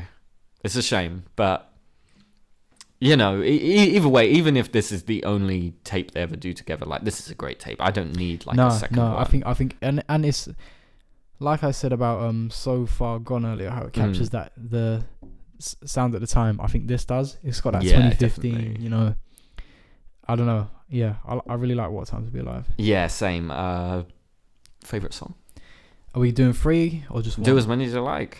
I'll say for the last few we stick with the 3. Okay. Just so we, because like. I mean, unless you have like a 1, I suppose, where you're like this is my favorite. No, I don't know. I'd probably go with 3 for this. I'd probably go Diamonds Dancing. That's a banger. Plastic Bag. Mm-hmm. I'm the Plug. Interesting. I like I'm the Plug. I wouldn't put it in my really. really I'm the Plug. I know, like with this tape, like we said, it's so cohesive. Yeah, it's like not it is like, hard to pick it apart, sort of thing, and be like, oh, I really like this song, but not this one. Because Digital Dash could have got in there. Yeah. Obviously, Jumpman. I wouldn't put Jumpman just because. Yeah, just because a bit overplayed. Yeah, it's too easy to say Jumpman as well. I do have an overall favorite, but I'll still give 3 just for the content. Plastic Bag's easily my favorite. I love that song. Right, and it's kind of until Desires. We don't have that many slower songs with the two of them, so I like hearing that. It still feels kind of unique, whereas some of the others, sometimes you are like, oh yeah, it's a Drake and Future single. But the thing is, it's a change of pace in the mixtape, but it fits so well. Yeah, like that. They're just talking about fucking stripper. Get a plastic bag, man. Like, cash. You deserve it. Yeah, off the floor. It'll be that. I'm gonna go Live from the Gutter, because that song's just a pure shot of unadulterated, just misogyny. I don't know what overtook them. Shut your mouth and take what's coming might be the most wild. You play that song and it's like the Venom symbiote taking you over in Spider-Man 3. You're like laying there like, no, my respect for women. And I'll probably give it to... I'm torn between Scholarships and Diamonds Dancing. I'll give it to Diamonds Dancing though. I do like Scholarships. We got 2 that are matching. Yeah. You could, on my one, you could swap I'm the Plug for Live from the Gutter. I'm gonna stick with I'm the Plug. But for me, Live from the Gutter, like I don't know, just the vibe of it. Like I went back inside the crib and counted up my money, and I started laughing. Like definitely those. And then it's probably like a lot harder. Like I really like Scholarships. I like Digital Dash, but it just gets a lot harder to like pick my faves from there. Okay, so what do I have left? I've got CLB Views, More Life. Life. If you're reading this, Nothing Was the Same. Take Care. Yeah. Okay. I think this is easy. Next, I'm gonna go. I'm torn between. You just went, this is easy, then went, oh, no, this because is tough. it's like I was gonna say More Life. Okay. But then it's like, realistically, do I like it more than Loverboy? I don't know if I do. Like, and I really like Loverboy. Interesting. But it's, you know what? Okay, for now, I'm gonna go More Life. You're gonna go More Life. I'm going More Life next. Just because Loverboy still in rotation is a good sign. It's been out for a while. That's the thing. You know, you have that recency bias where it's like, I am listening to this project a lot. It only came out 6 months ago or whatever. Like, it's still fresh in my mind.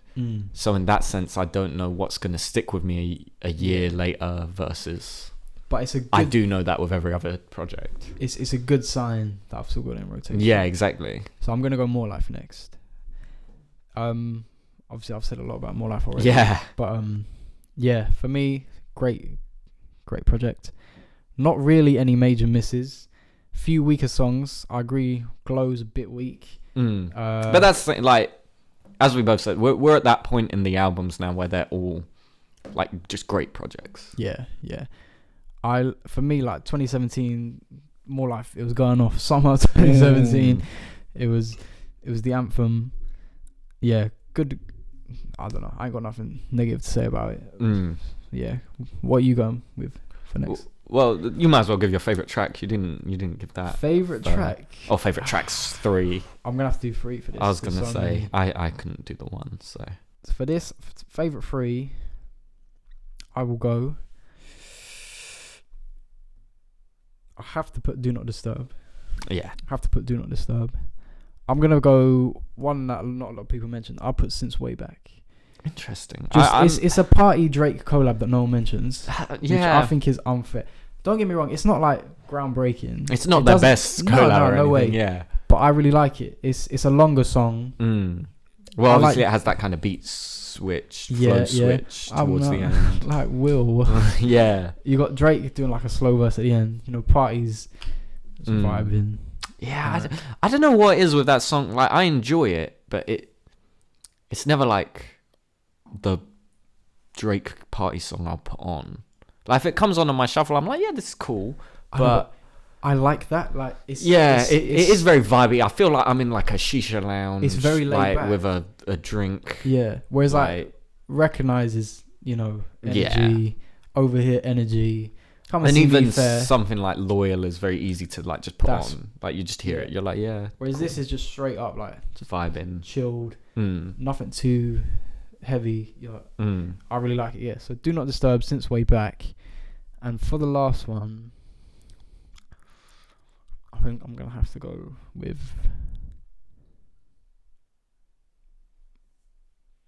It's between Free Smoke and Blem. I'm gonna go Blem. For the vibes. Yeah, that's Blem fair. for the vibes. Blem is a banger. I'm Blem for real. Yeah. Yeah, That's my and top once again, it's just one of them summer anthems. Like, if you're in a club in the summer, you want to hear Blem. Like, let's go. That's my top 3 favorite. Not saying that they're like the best song by any means, but that's what I'll go for.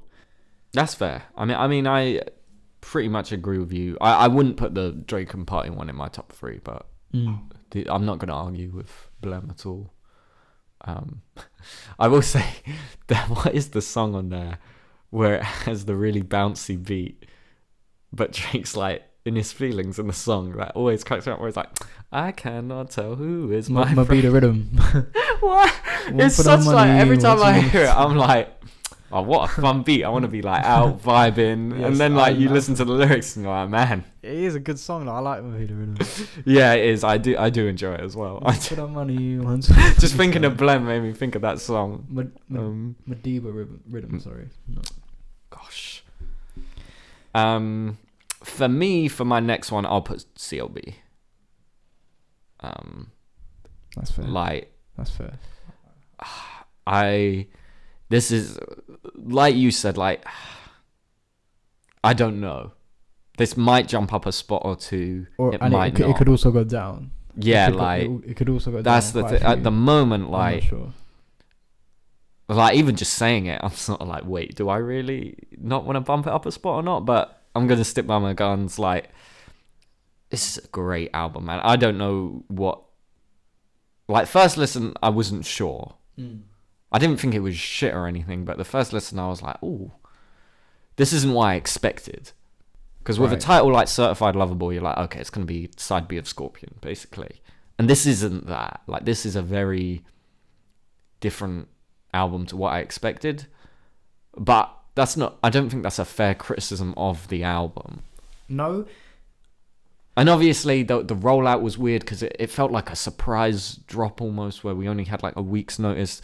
The cover art was weird. You had Donda drop in like with it. Yeah, there was a lot around the drop of Loverboy. The thing I always say about Loverboy is it feels like a mixtape in a good way. Yeah, because Drake's mixtapes are very consistent. Exactly, and that's what I mean.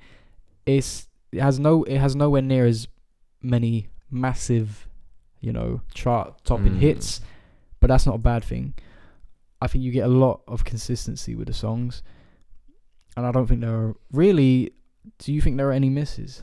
Major misses. Not major misses. No, there's a couple. I don't really love the outro. I think it's fine. Apart from that,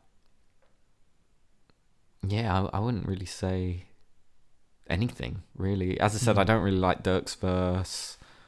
Apart from that, though, even the songs I didn't initially love have grown on me. Like, I didn't initially love Knife Talk. Now I think it's a fucking banger. I didn't love Fountains till about the second or third time I heard it. Yeah, that took a while to click with me, but Thames carries the hell out of majorly. But it's a lot of fun.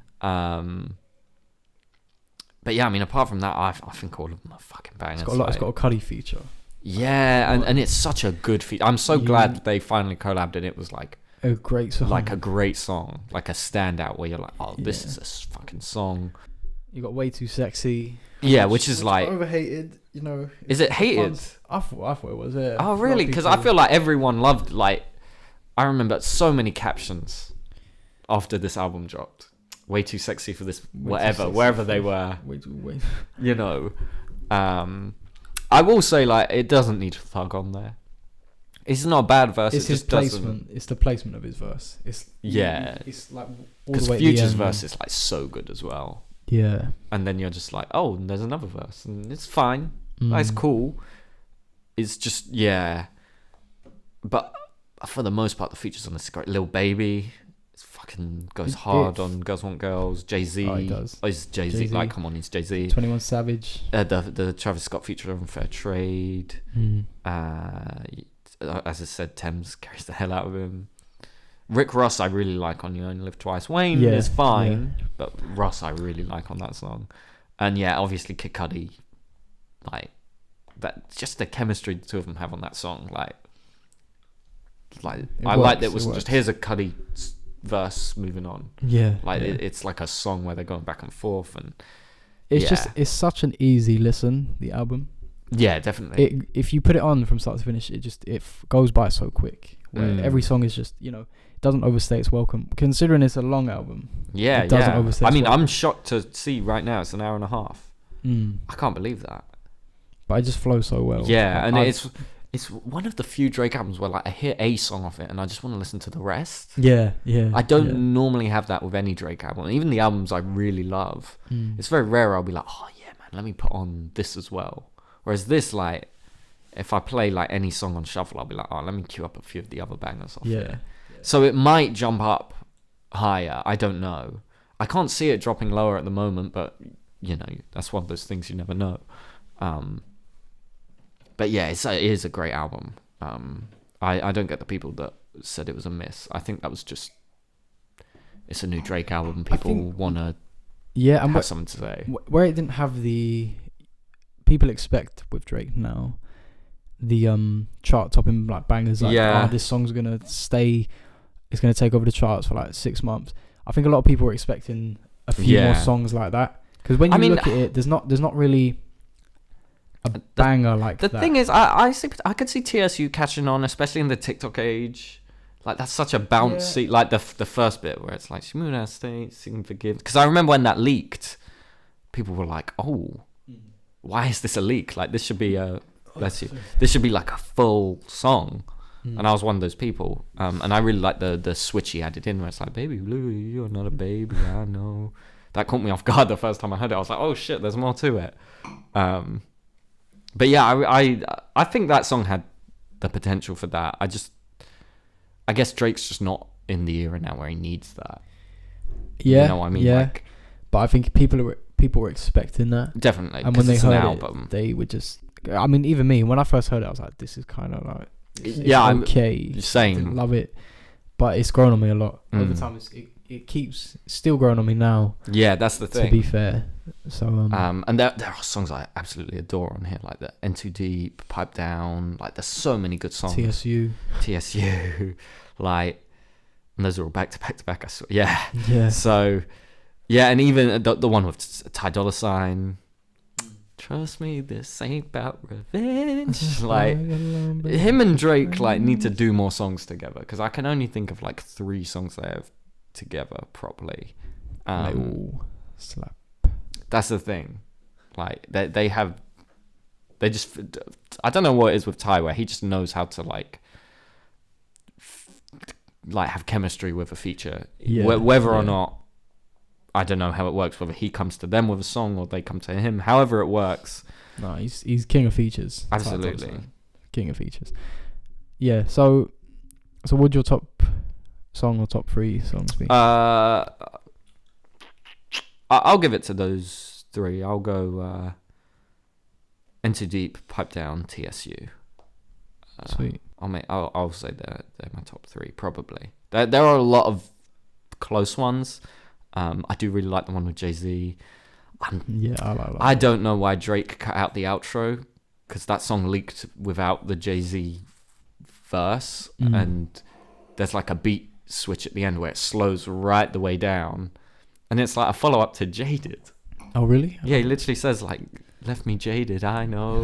And I was like, oh, you know, I don't know what happened there, where maybe he just was worried the song would be too long, which is weird because TSU, he added to the... I don't know, but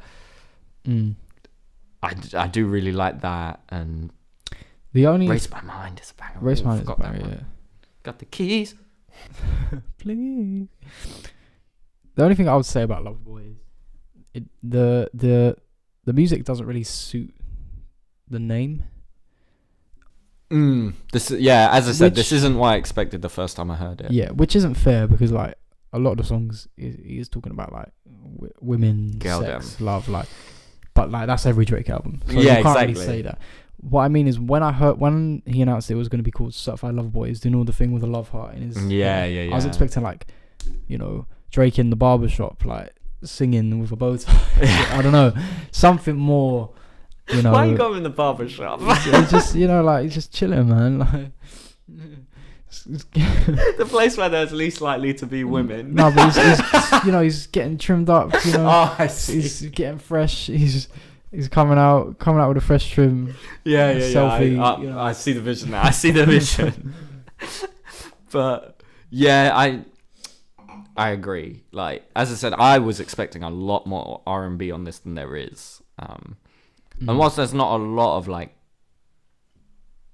hard trappy rap on here, there was a lot of rap in general on here, which just wasn't what I expected. I'm not like, it is really good. Yeah. It's just not what I went in expecting. So literally from the intro, I was confused. Like Champagne Poetry, I was like, what is happening? I was like, this is not what I was expecting at all. I thought it was going to be like the intro to Views. You know, that kind of like in my feelings, like not the song, but like the vibe. Yeah. And yeah, I wouldn't have minded like a slower song on here, like a Jaded, Sad Boy. Yeah, I think it does miss that. Yeah. But I suppose if he's not in that space, like, don't force the music. Like, don't make a sad boy song. Yeah. You know, how can you be sad? You slept with Rihanna at the end of the day. So yeah, what your top 3 was? TSU, In Too Deep, Pipe Down. Oh, nice. Probably In Too Deep top. Nice. Oh, I don't know. I do like Pipe Down. Okay, so we're on to the oh yeah, 4? you gave your top. Yeah. No, top 5. What's left? Loverboy, Views. I was gonna say you still got Loverboy and Views before we get to the top 3. If you're reading nothing, okay. I think next I'm gonna go Loverboy. Yeah. CLB. Yeah.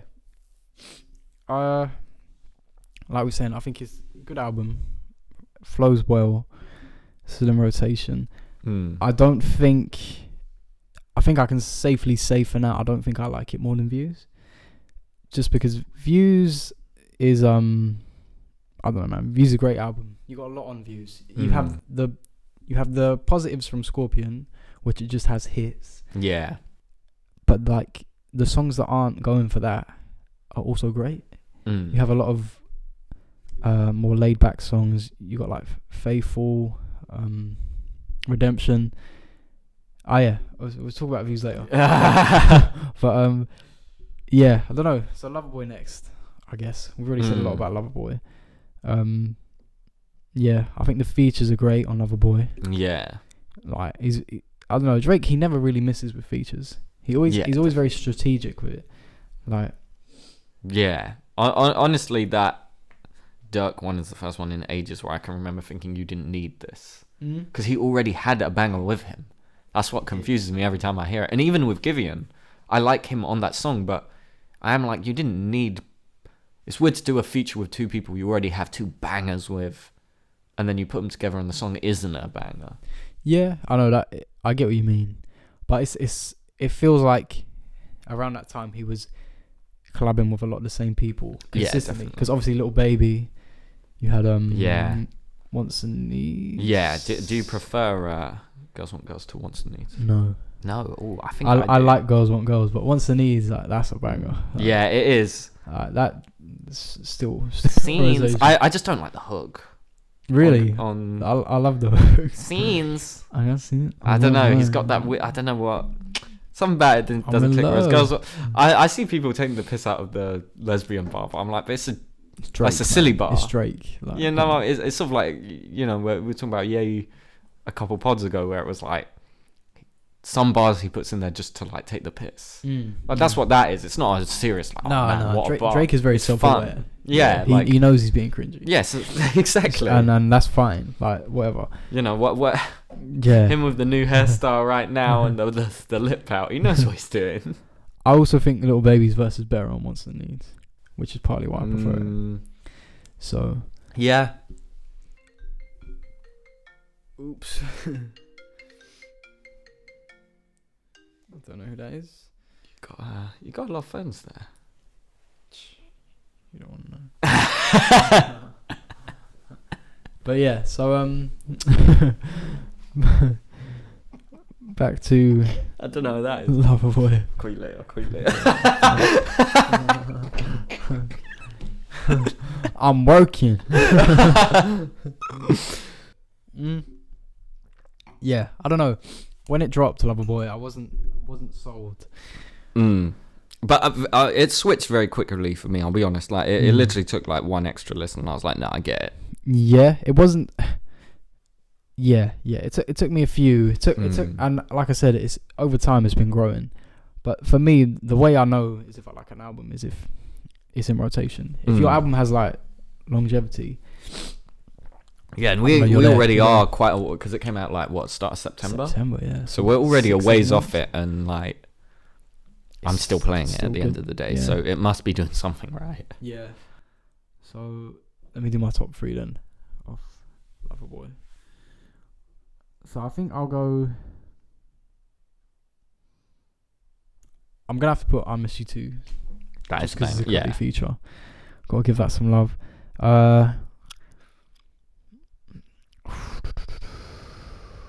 It's a tough one. I Miss You Too. I'll also put Knife Talk is in my top 3. Thought that was a banger. And then for my last one, Into Deep. Into Deep. I respect that. Don't know what's my favourite, but that's top 3. Yeah. That's a good top 3 to be fair. The only one neither of us mentioned that I'd probably be like, we gotta throw that on there is Puppy's Home. I really like that. Puppy's Home is a banger, yeah. Yeah. But again, there's if you would have said most of the other songs, I wouldn't have been like, really? Yeah. They are. Yeah. Yeah. I feel like we're pretty much in agreement on that album. Anyway, yeah, I mean, we've got the same spot, so. Yeah. So now, what's left? For you, it's Views. If you're reading this, nothing was the same. Take care. Oh, okay, so I'm one behind. Next for me then is So Far Gone. Okay. I really I get what you said earlier, but I kind of like that about it. I like that it's like a time capsule. You listen to it and it feels like you're back in 2009. Yeah, no, that was a positive point. But I feel like it was also kind of like why you couldn't put it higher, because like his sound hadn't fully formed. Like I kind of like hearing Drake take a risk, whereas now his albums do feel very plotted. I kind of like hearing him just being like, here's a load of fucking samples. Yeah. Let's see what sticks. Yeah. And like, even the weirder ones, I still like, Let's Call It Off is a weird sample to do. Like, you wouldn't hear a Drake song like that now, but I do really like it. Yeah. Yeah, I don't, this is just, this is what redeems me from the start, where we put, Thank Me Later at the bottom, you know. This is me redeeming myself to the classic Drake fans. And yeah, like, I don't know, man. There's just no real song I look to and I'm like, there's a few I'm like, it feels kind of like Uptown feels a little dated. I don't love the outro. But apart from that, like, there's not really a lot I can point to and go, bad song. Yeah, or even just like I feel lukewarm towards it. Like most of these songs, you mention it and I go, yeah, fucking banger. It's just, I get what you're saying, but it's just, in terms of Drake's legacy, this type of sound isn't what he broke through with, in a sense. As in, what he blew up with. I feel like this is what he broke through with, not what he blew up with. Yeah, that's fair. It's just when I think of Drake like hitting the peak, it was like back in the Take Care, nothing was the same. Them two back to back, it was like, he was doing something different, which probably evolves from So Far Gone. Definitely, I feel like Take Care is a sequel to this. Yeah, I mean, not just because there's a couple of lyrics that like he flips, like the Shot For Me, like flips. I forget what the bar is, but he's on about like, in Shot For Me where it's like, this is such a small place, nobody has anything to do but talk and listen. There's like a bar like that on here, like I live in a place where like there's not much that people do apart from talk and listen, and I'm like, oh okay, like it feels like it follows on from like the darker vibes of this, right? And I don't mean dark in the sense of like a House of Balloons dark. I mean more like you're in a smoky room, like vibing. I mean, it's the most similar to Take Care. So Far Gone, like easily. So if you like Take Care, I can see why. That's you would like what so makes which makes me kind of write off Thank Me Later. Is it doesn't? This feels like the bad sequel to this, where it's sort of like the more dated, poppier songs. Yeah. A whole album of that, more or less. Whereas Take Care feels like I sat down and went, okay, what do people like about me? Yeah. And it's that kind of in between. Yeah. Where it feels like a follow on from this. And yeah, man, just so many good songs on here. And I don't know. I as I said, I kind of like it as a time capsule where you go back and hear it and be like, oh yeah, 09. Yeah. But then you could argue Take Care does that better. Not as a time capsule, but as the in vibe. Yeah. I get what you mean. Yeah, it's just if I want that type of that bag. Yeah, I get it. But here it's like he's a bit softer. He is. I don't know, because he's not popping yet. Like I don't know. Like if you compare like Houston, Atlanta, Vegas to like a Plastic Bag, a song like that. Like this is like, oh man, I really like that stripper. Whereas afterwards it's more like, let me give this stripper 10k. Yeah. You know what I mean? Like, I don't know what it is here. There's just a little, like the vulnerability, which is easy to like make fun of. This is the era of like Drake memes. Yeah, where it's like, it's I was in the shower listening to Drake, and I realized the shower wasn't on. I was just crying. You know those old school Drake memes. Where people used to.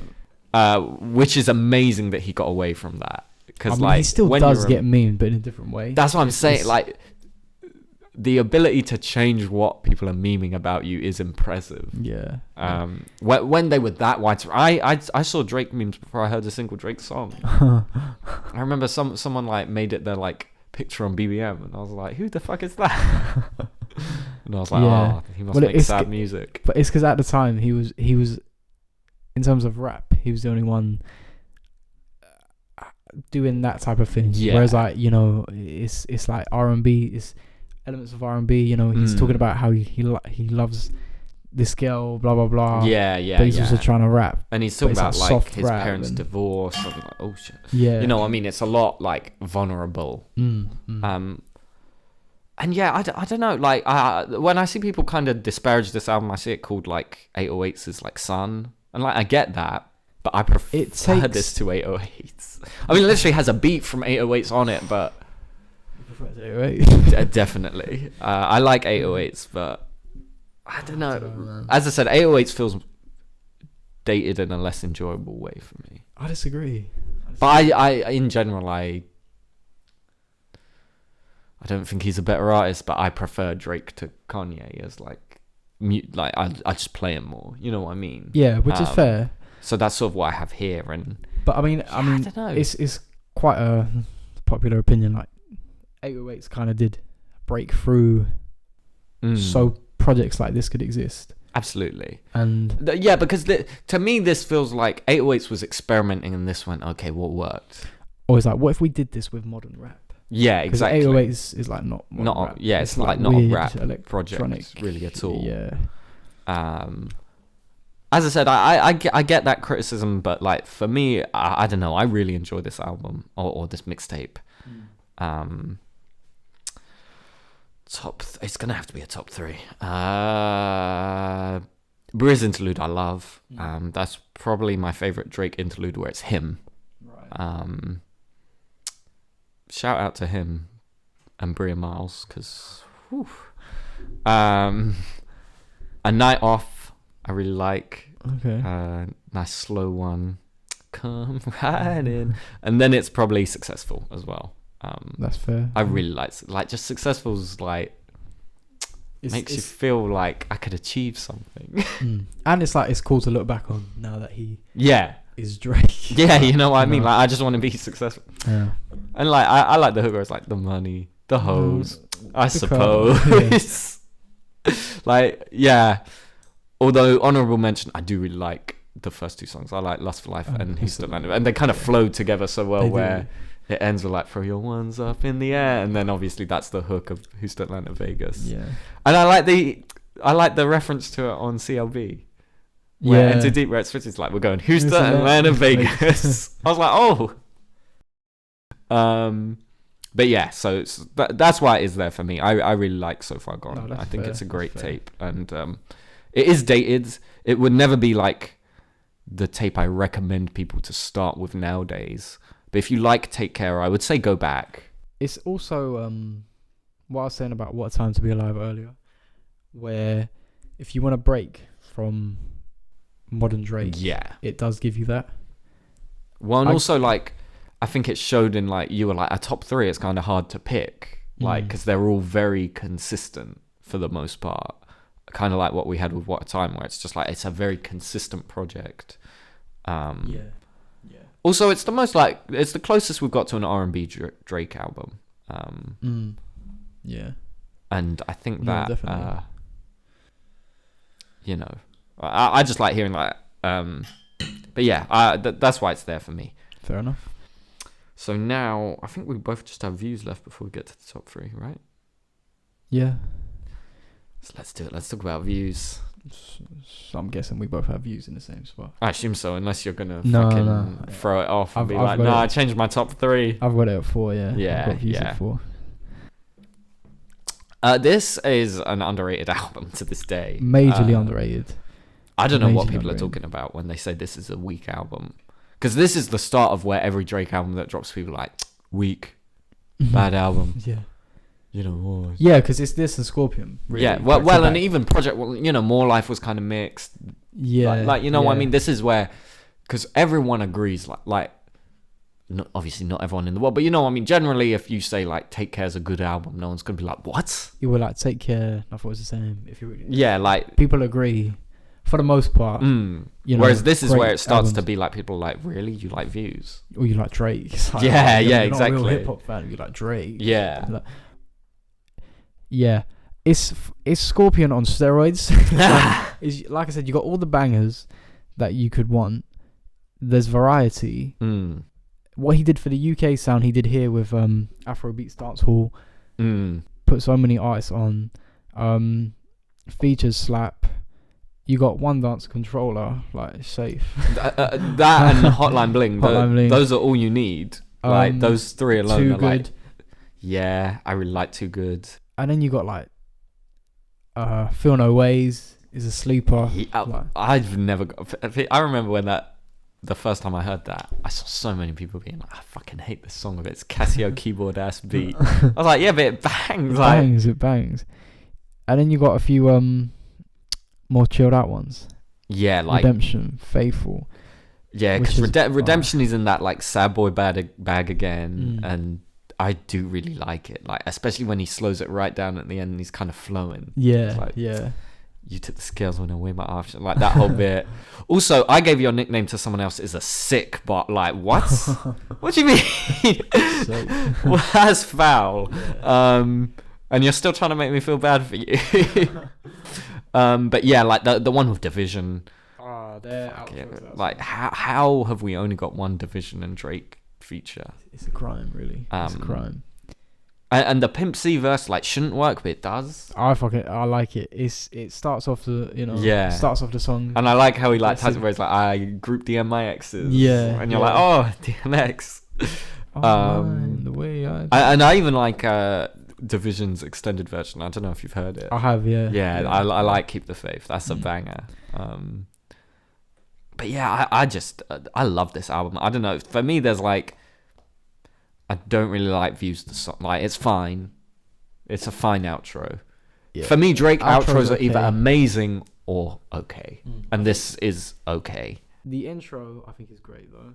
Yeah, I love great intro. And it sets the tone for this album perfectly. Because if you listen to the last one, not including if you're reading this, so last proper album, you're like Tuscan Leather. Boom. Sets the tone for that perfectly. So this, it's like, how do I follow that up? And this is like, well, I'm not. This is setting the tone of like, this album has a lot more in common with Take Care, I feel like. It's enough, yeah, compared to this feels like a spiritual sequel to Take Care in many ways, where it's sort of like a mixture of a lot of sounds. I've got my sad boy sounds on here. I've got my newer sounds. I'm rapping on a few tracks. You know what I mean? Whereas Nothing Was the Same is a very cohesive project. Yeah. Although it still has genre variety, it's not in the same way as Take Care in this. And I feel like Keep the Family Close just perfectly, like, they're like, oh, okay. Yeah. I think another thing, reoccurring thing that I've said for a few of his albums is they capture the time so well. And I think that's just a credit to Drake. And like this, it's not just he captured the time. This is when Drake's like on top, where he's dictating the time. Yeah, like exactly. 2016 is Views. Genuinely, and like that's a credit to Drake. He just a lot of errors he kickstarts after Views. How many fucking Afrobeat starts for? You know, how many artists are trying to jump on that? You got like Tory Lanez, all of OVO jump on it. Literally, they all follow after Drake. And I know. Really, Views was when everyone started calling Drake, he's a culture vulture. Yeah. It started that thing, but like when you look at how, I mean, so it's okay for everyone after him to do it. This is the thing, copy him. But and, like for me, obviously, I'm not really outside of the British stuff. I'm not really qualified to speak on if he's culture vulturing or not, but for me, I wouldn't know most of these genres if he didn't introduce me to them, which is the same for a lot of people. You know what I mean? Like I think it's good that he uses his star power to not overshadow him, to be like, here you go. Yeah, you know what I mean? Like, I don't see what's wrong with that. And it goes back to the thing, he's not really getting, I guess you can argue with this album, using that sound does give him it does help him with his numbers, blah, blah, blah, because you get one dance, blah, blah. Yeah, of course. But even then, I feel like Wizkid, obviously he's been an enormous artist for ages. He wasn't quite for the rest of the world where he is after this. Like, One Dance does blow him up to some degree as well. I'm not... Don't misquote me and be like, oh, you're saying he made his career. No, like, Wizkid's had a career for like... He's been around since like 2011 or whatever, but certainly a lot of people, this is their first introduction to him. Yeah, and even I'm not saying this is everyone's 100%. Favorite Wizkid song, but because he's not even really on it. Yeah, it's not even fair to. But he uses that sound, Drake. Absolutely, but he does it well. Yeah, One Dance is like I think he's probably still trying, isn't it? Or something. Forever, probably. Yeah, you know what I mean? It's one of those songs where everyone knows it. Yeah, it's that rare kind of song where it's just like everyone's heard of One Dance. Yeah. No one goes, what One Dance? I don't know that one. You know what I mean? It's just such a enormous mega hit where everyone knows it. You can play it anywhere. Literally, it will get a reception. I always say, like, with DJs, there's like 10 songs where they can play it anywhere and it'll get a reception. And One Dance is one of those songs. Yeah. Like you can play it anywhere. Obviously, people are gonna know it. But yeah, someone somewhere is gonna be like, "Oh shit, One Dance!" Like, I'll get up and dance to this. And yeah, like all this, like Controller. What a fucking song! Controller, man. Too good.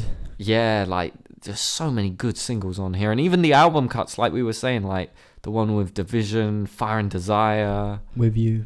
Yeah, like there's so many good songs on it. Like I really can't look at Views and go, bad album. There's a couple of questionable bars, you know. Yeah, I mean, it's not as tight as his earlier projects, but I think the other thing is it starts going back into the era of Drake being a meme, and he's kind of being a bit cringe, like the Hotline Bling stuff, and yeah, he knew what he was doing with that dance. Yeah, because like I know Take Care and Nothing was saying people mainly clowned on him for like being soft, blah blah blah. But in this, he kind of lent into the memes. Yeah, it's was. Because an artist that big, you can pay, like Drake could have paid for someone to teach him backflips and shit. It feels like a conscious effort to be like, no, these people can do like smoke screens and backflips and fucking whatever on stage. I'm gonna do cringy dance moves and still blow up because people will relate to that. Yeah, you know, they'll go, oh yeah, that's how I dance to some degree. And yeah, just. Like the interlude with Magic Jordan, I really like. Grammys. Yeah, Grammys with Future, although not by any means my favorite feature of theirs. Still a tune. Yeah, I just have a hard time looking at this project and like picking a song I'd be like I could have done without. Yeah. Which I feel like with every Drake album after this, there's at least that one song you're like, oh, it didn't really need to be there. Yeah, I think overall, Scorpion tries to replicate Views in a few ways. It just doesn't. I think More Life also does to some degree. To an extent. To me, More Life feels like this: the good is better and the worse is worse. I feel like with More Life, it's more an idea of I have a lot of energy left over from Views. Let's put it onto this. Whereas Scorpion was it feels like. Fresh idea. He's trying to recreate. We're gonna redo the idea. I get what you mean. Because obviously here, like, I will say the album concept doesn't. It works in isolation because the idea is this album's like the seasons of Toronto. You start in like the winter and end like, or you get to the summer in the middle and then end up back in like the fall or whatever. And it doesn't really work, but the songs do work. Yeah. You know what I mean? Like. If I play some of these songs at that time of year, I do feel that vibe. Yeah. You know what I mean? I can't hear Controller and not think of the summer. Yeah. Or fucking One Dance. Yeah, I can't play You With Me and not think of like a wintry day where it's raining and kind of miserable. Or Redemption. Like, yeah, like it doesn't work in execution, but something about it does work for the individual songs. But yeah, I mean. As I said, I love Views. I even think that album artwork is him playing into that meme thing. You know what I mean? Where he's way bigger than he should be. Kind of, but at the same time, don't get me wrong, I know Drake leans into it. At the same time, sometimes he's a bit oblivious to stuff. Like, I don't know if he is, though. I feel like it is, man. Like... Because he was on like Fallon with the little Drakes on him and stuff. Like I don't know. I feel like he knew what he was doing. The promotional pictures for this album when he's got the dogs and he's in the. I love those, and he's with the twins on another one. Yeah, like those GTA fucking crack me up. Yeah, but yeah, no, great album, underrated, majorly underrated. Top 3. Gun to my head, I don't fucking know what I'll pick here. I'm going to write off all the singles immediately because if I include them, I don't know where I put them. It's not fair. I think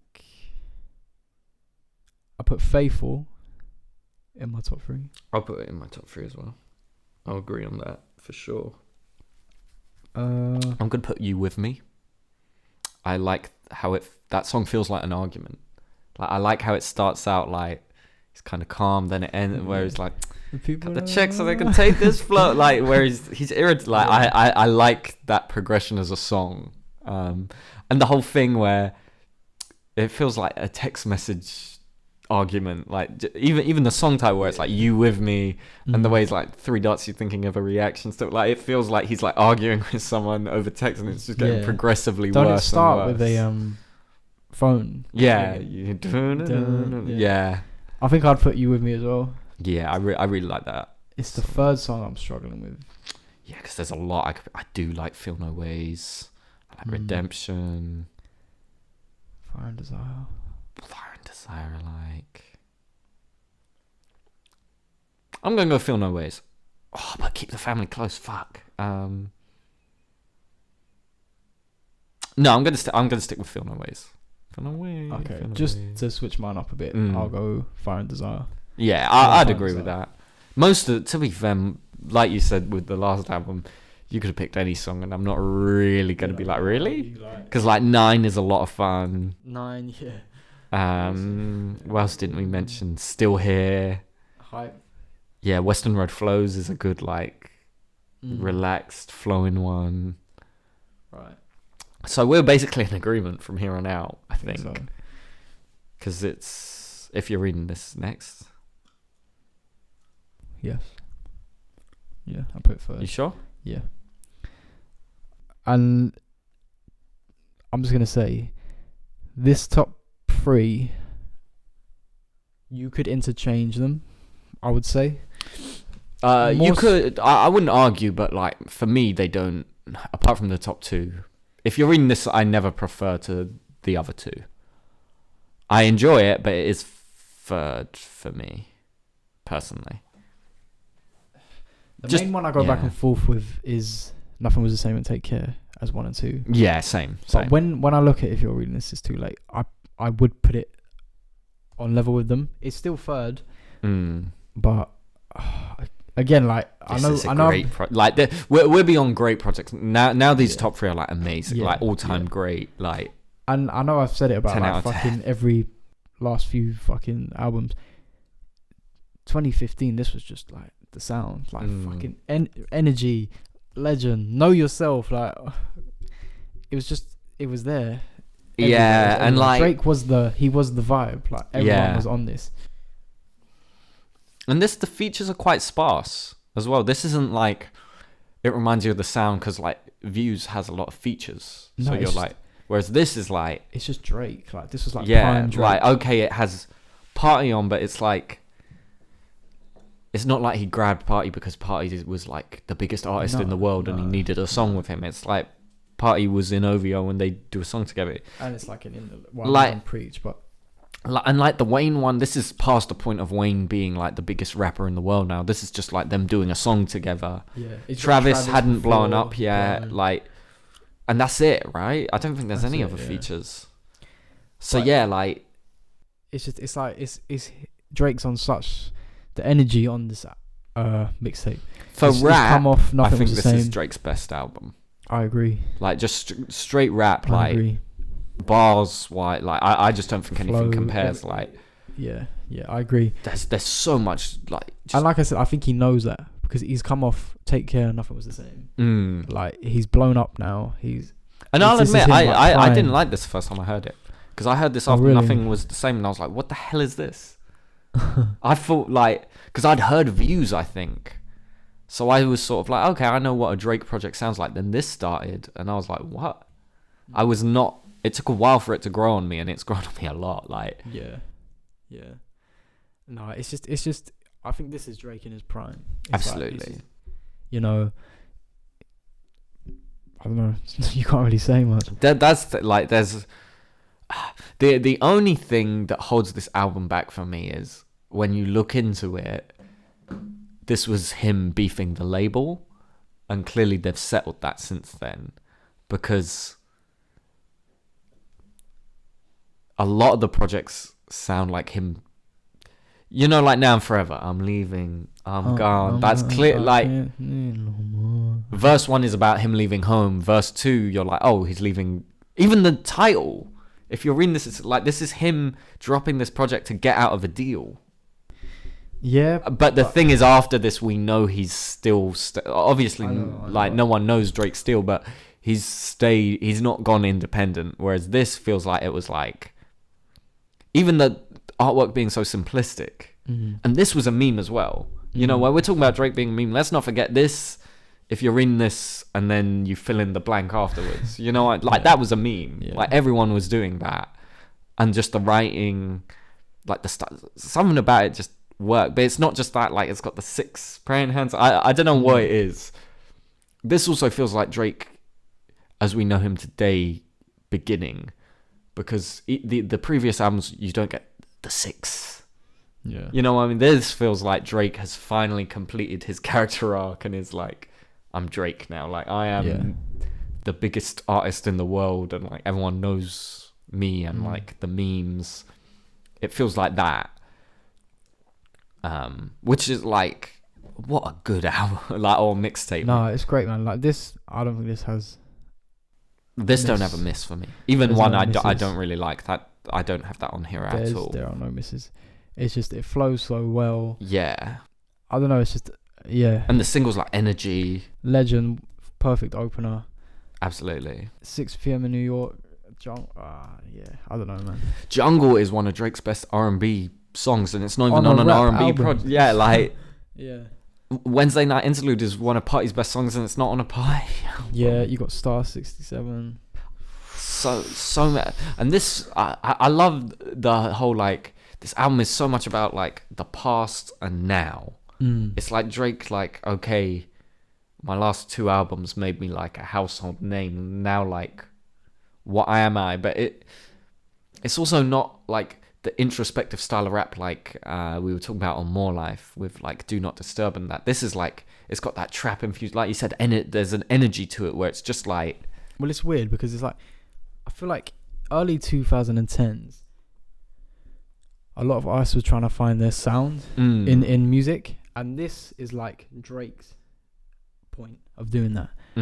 Whereas in like Take Care of Nothing was the same. I know they are different. When you listen to them back to back, they are still kind of different. And then this, but they're not as different as this. No, yeah, exactly.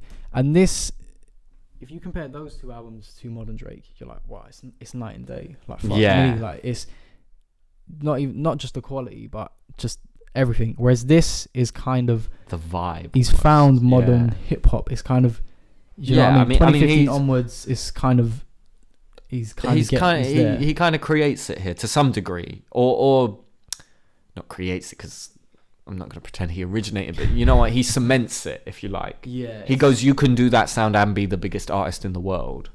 It's not just like a random throwaway thing. Like Dark Lane Demo Tips didn't change the sound like this does. You know what I mean? Scorpion. Yeah, like this, like as a mixtape as well. Like this isn't even an album. Like this just changes the sound of himself and everyone else. Yeah, because like I said, early 2010s, it was still a bit all over the place with a lot of artists.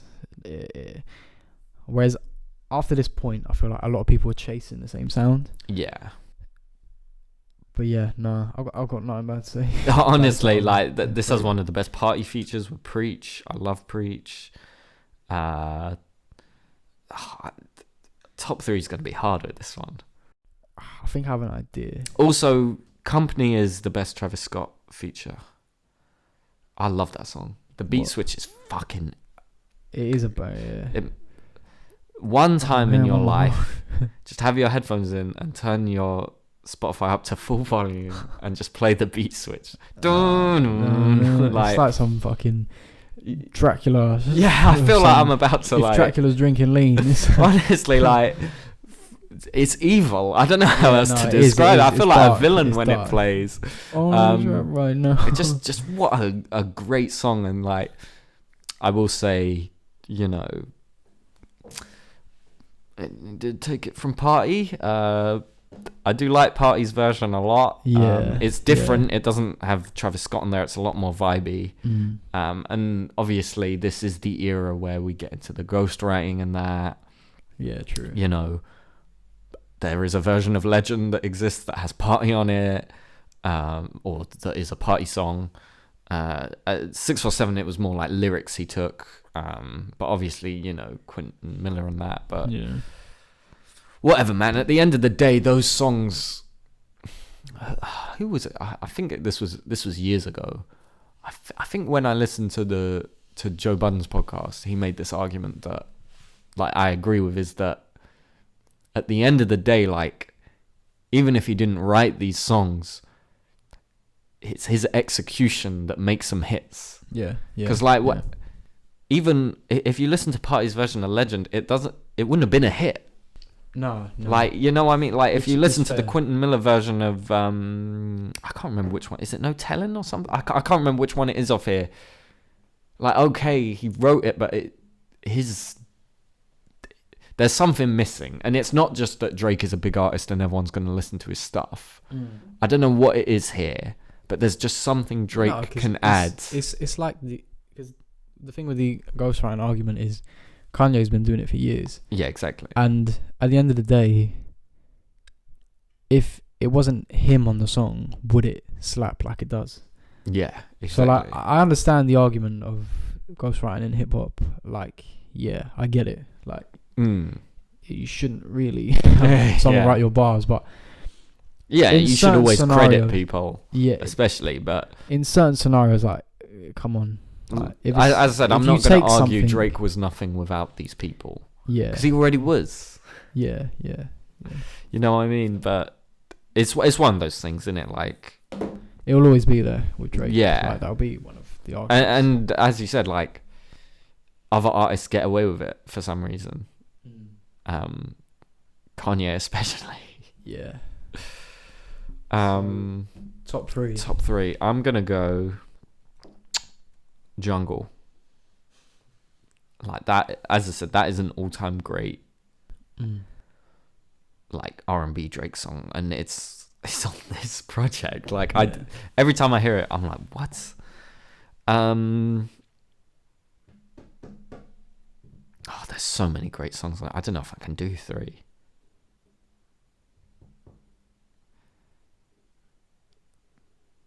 Yeah, I don't think I can do three, you know. I'm going to exclude Energy and Know Yourself. Just because, I don't know, when... Yeah, those are like everyone... Running through the six. Like, everyone knows that. And Energy, like the music video and everything, Energy just was blew up. Massive as well. So I'm going to exclude them too, just to make it a bit easier. Same. I think I'll put Star 67 in there. I think so too. I really like that. I was gonna say Wednesday Night Interlude, but it's just a party. That's the thing. I keep being like, I should put it in there, but like, I can't. It's just not a Drake song. Like, it's not fair. Yeah, and I think I do wish Party had got it because it is like just a party song. But I'm glad it's on something. So. Yeah. It would have fit on P3, clearly. Yeah. But fair enough. I mean, if it got people into him at the end of the day, that's the important thing, innit? Yeah. I might put Madonna. For sure. Madonna or Six God. I'm gonna go Jungle as well. So I've got Jungle, Star 67. We're both in agreement on them. I think I might go Madonna.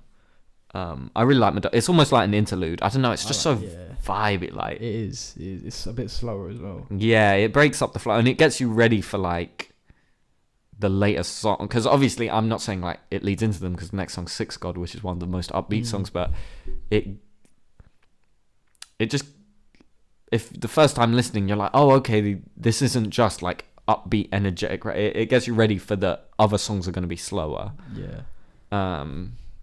If not, I'd probably go Now and Forever. I really like Now and Forever. Just to be different, I'll go Company. That's my third. Yeah, that's fair. Yeah, although Company's, it's got the energy. He's just, it's like he's just got the beat playing and he steps away from the mic and he comes back in every now and then. Yeah. Like, just to talk shit. What a tune. Okay, so top two. Take Care 2 for me. I agree. Take Care 2. Yeah, we are in agreement. And then obviously nothing was the same. He's always very strategic. Okay. Agreement on the top two. Top two. Well, the top four, I think. Yeah, we've been in agreement on. So should we start with Take Care? Yeah.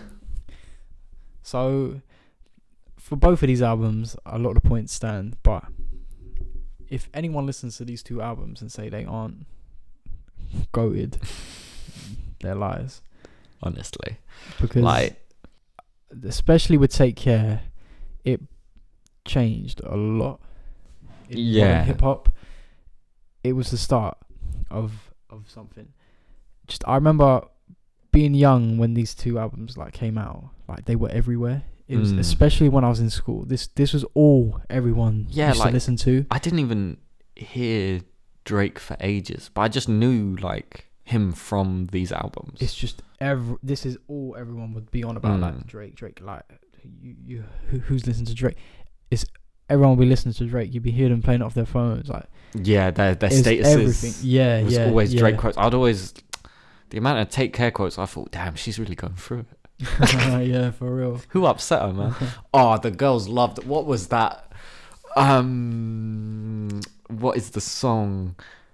Is it Doing It Wrong, or is like, we live in a generation of... Oh my god, I can't hear that bar and not think of fucking school, because the amount of girls that made that their fucking profile picture or their status, I was like, oh my god, who is this? Who is this modern poet?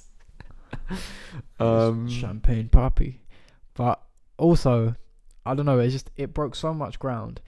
It also kind of put on a lot of ice. Obviously, the main one is The Weeknd. Absolutely, like it did give his career like a massive 100%. I mean, he himself has said like without Drake there wouldn't be a Weeknd. Yeah. Like no one knew who The Weeknd was, and on the back of like House of Balloons. I mean, even Kendrick to some degree. I was going to say, he's the other one. He kind of gave him like a kickstart as well. Nicki, like, I don't know. This was a massive album at the time. Yeah, definitely. You've also got like a feature from Andre 3000. Like, it has a lot. There's a lot on the Wayne here. One, obviously. Or the 3 Wayne ones, isn't it? Yeah, 3. Yeah. And obviously you have a lot of Weeknd on this album. And I feel like... Because I always see people like, The Weeknd made Take Care, and I'm like... wrote Take Care. No, I think he just gave Drake the vibe. Yeah. I don't mistakenly, he clearly had an influence on the sound. Because like even the darkness on here is darker than So Far Gone. Yeah. You know, just the vibes in general, but they're not as dark. Like people are like, oh, he just took The Weeknd. So, like Shot for Me is not. I know The Weeknd said he gave it to Drake, but it's not in that state, because you're telling me House of Balloons Weeknd ended a song with a prayer for his ex. Like, let's be real. Like, that is a Drake through and through thing. The only one I'm like, maybe was Marvin's Room. I mean, either way, Drake would have changed the songs. But he takes that... the vibe. The moodiness from The Weeknd. And he kind of adds it to his... Cleans it up a bit. He cleans it up, yeah. You know, the Weeknd's moodiness is like, we're at a house party and like, we might OD on coke. Yeah, because like, let's be real. Like, House of Balloons, classic, but it's not for everyone. Yeah, of course. Whereas this is like, he takes that, puts it into like rap, makes it, you know, like... This is more like, I'm at a house party and I ran into my ex. Yeah. You know what I mean? Like, that's the vibe here. Yeah, whilst The Weeknd's doing crack. Yeah, exactly. Like so the same house party at the end of the day, but... One's doing crack in the toilets and one's at the bar with a drink. 100%. Like, they're having very different experiences at this house party. But what's important is they're both there. Exactly. So... and yeah, I just...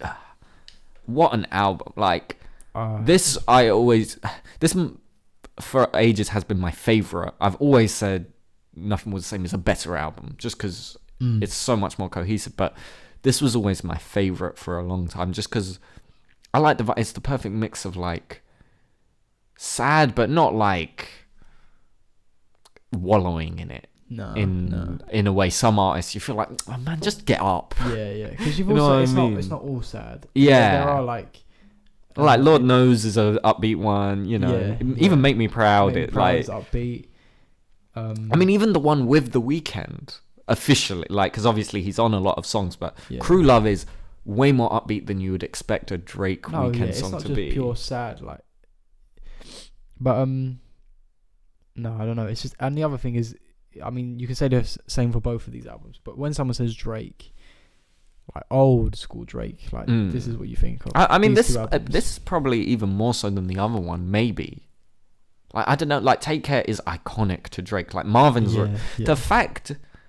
I mean, that's kind of a thing we've got to give him his flowers for. The fact that he made Marvin's Room a single, like how? Yeah, you know what I mean? True, like as the kind of artist he was, like, okay, you had Adele's and people like that have sad singles, but to make like a rapper's lead single, I say in Marvin's hip-hop, Room. Yeah, in hip hop, it was a big thing. Yeah, like, and like that is an all-time classic song. Yeah. There's so many of those on here where you're just like, well, that all-time, even like Crew Love, all-time classic. I mean, like the motto, hell yeah. Headlines. Like this is just stacked with like Drake songs. You're like, if I think of Drake, I think of this song. Yeah. Yeah, just a great album. The features are great. Like, I like really, it is hard to pick apart. Honestly, like maybe in a few places, some of them you're like, this is kind of a bit dated, but 2011 feels far less dated than 2009 for whatever reason. Yeah, which is a great point. 2 years on and this stands the test of time perfectly. Like if this came out today, you'd be like, holy, like fucking yeah. It like, would still fit, even though you've had like so many artists trying to replicate this sound. Absolutely. It would still come out like in the higher quality part and still stand out. 100%. Like, yeah. At the end of the day, like, this is a classic for a reason. You know, sometimes you go to a album, a film, whatever, and you're like, this is a classic. But this is one of those, like, I just can't. It is a classic. It is a classic. And the free run, if you include views 4, I won't count What a Time to Be Alive just because it was like a collab. But yeah, that 4 album run of Take Care, Nothing Was the Same, If You're Reading This Views, I mean, really, like that is yeah, it is as good as a lot of artists. This is what I've never got when people are like, Drake. Do you remember a few years ago? I think before Scorpion came out, people were like, Drake doesn't have a classic album. Yeah, which is a lie. He has at least 2 back to back. He has this and 3. Nothing Was the Same. I would argue if you're reading this, of course, but like how? But undisputedly, like at least Take Care and Nothing Was the Yeah, Same. like because I get the argument with if you're reading this is it doesn't. Because when you think depending how you define classic, some people are like it needs to be iconic. Maybe there's an argument if you're reading this isn't as iconic as these two, but I mean, I would argue it is. Because as I said, like that's where you get the Running Through the Six of My Woes. Like that is Drake. I got energy. Yeah, like that is him. As I said, that's when he like fully realizes who he is. Yeah. But how do you not hear this album and go, this is a classic? No, undoubtedly, it's got something on here for everyone as well. You know, yeah, it's got the slower songs, sad songs. You know, I mean, this is clearly the album he's trying to replicate, right? Where it's everything. Whereas I think he knows Nothing Was the Same. He doesn't try and replicate. I don't think in the same way. I think he knows that in his head. I think he even said in his interview that one where he was like, people want that classic like cohesive short Drake album, and he's like, I gave them that with Nothing Was the Same, and that's why it's his favorite. Whereas these other albums are more like, here's something for everyone. Yeah.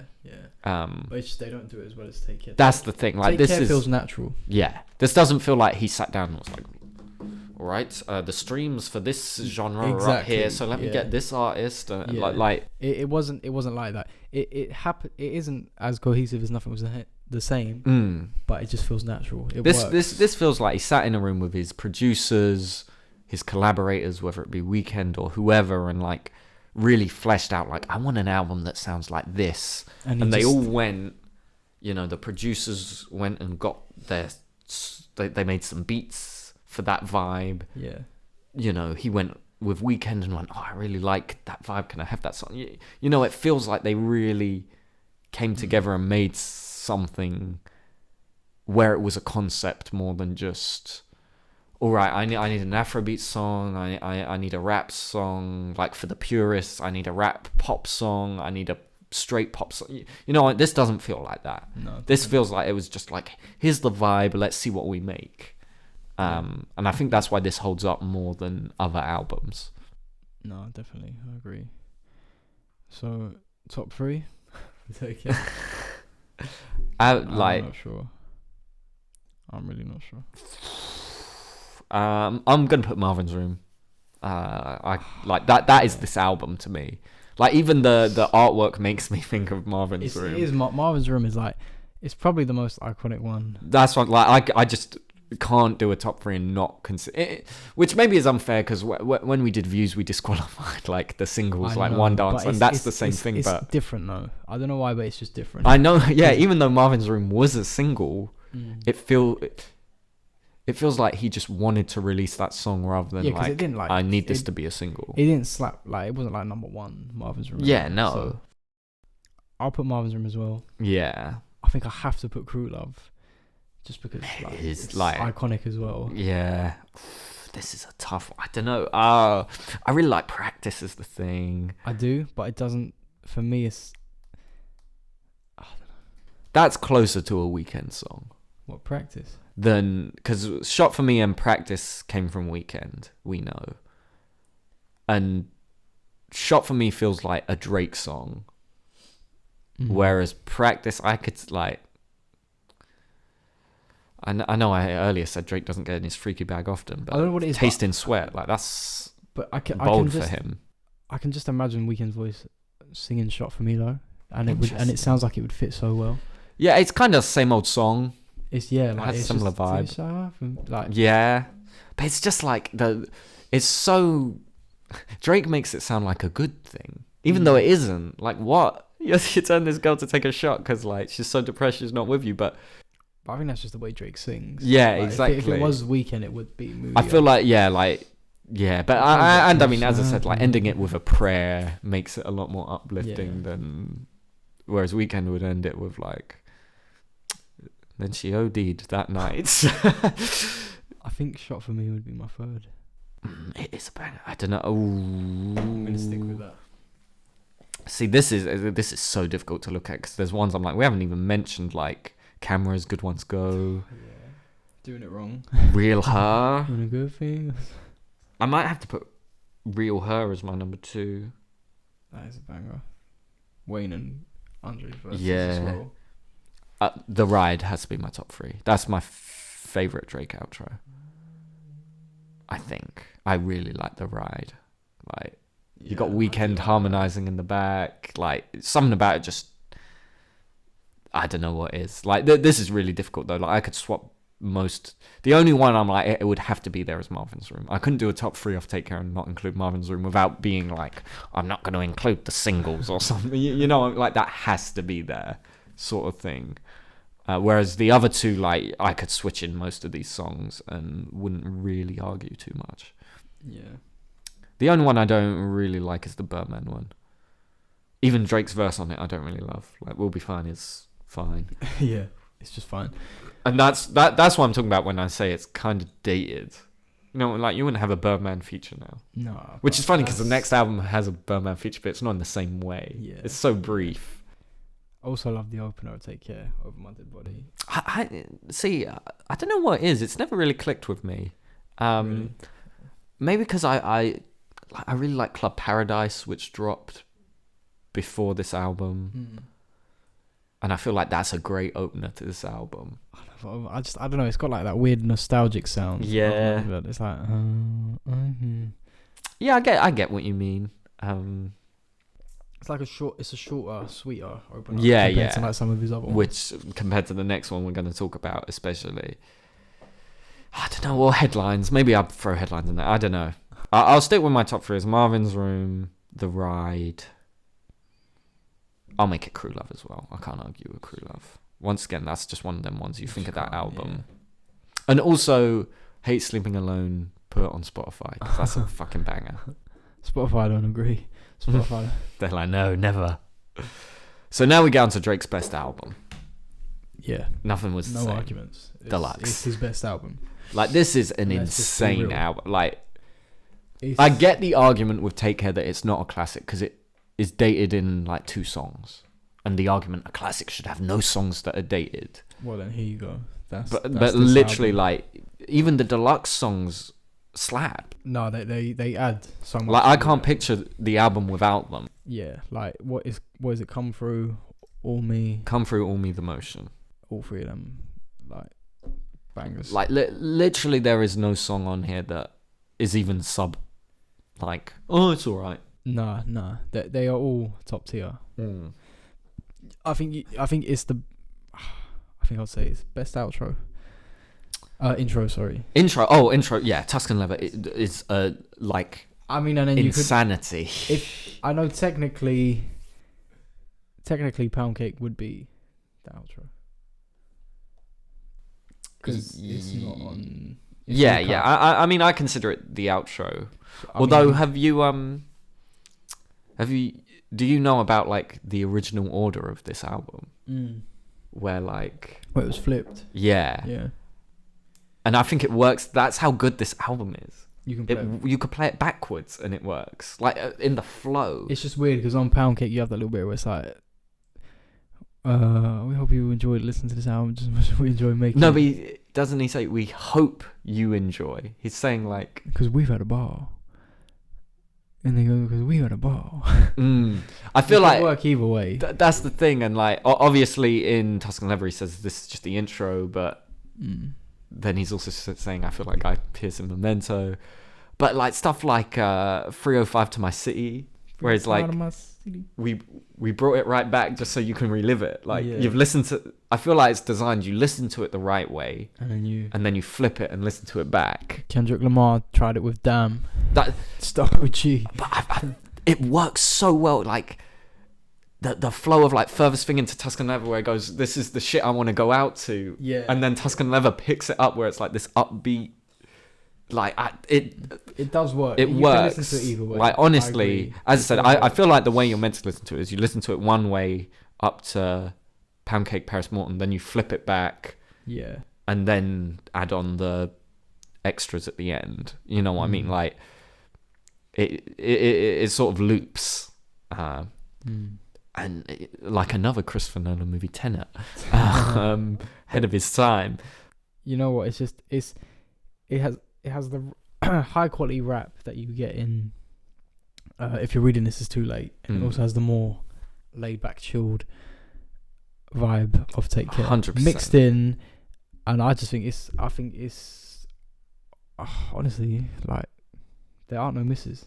Yeah, and it's like hard to argue that it's not a perfect album. This has like the singles are so like Hold On We're Going Home is like maybe the all-time great Drake song. Iconic. You know what I mean? It's like iconic. Everyone pop Drake. Like what is better than that? He was like I want to make a song that you play at a wedding. Like that is what that is. Like and also like they played at our fucking prom. Yeah.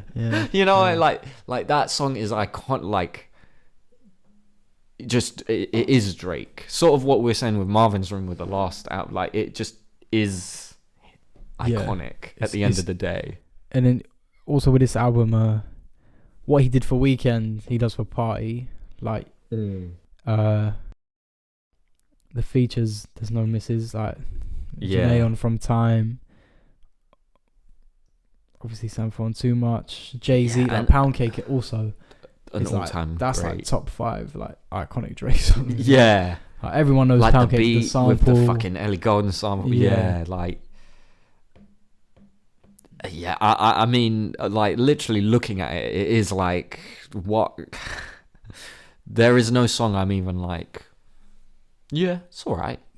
Like they're all like one of the best Drake songs ever written. Yeah, genuinely though. Like. And the vibe, it's like celebratory. It's like the last, you know, because sometimes I've heard people accuse Drake of like, he just wallows in like, not self-pity, but that sort of like vibe where it's like, he doesn't really get introspective, some people argue. Yeah. And this to me feels like, it was like, no, let's just have a good time. Which is kind of what CLB feels like. To some degree, where I was saying there's no real sad songs on here. There's no like you have Connect where it's like an argument with his girl, but it's not sad in the same way Marvin's Room is sad.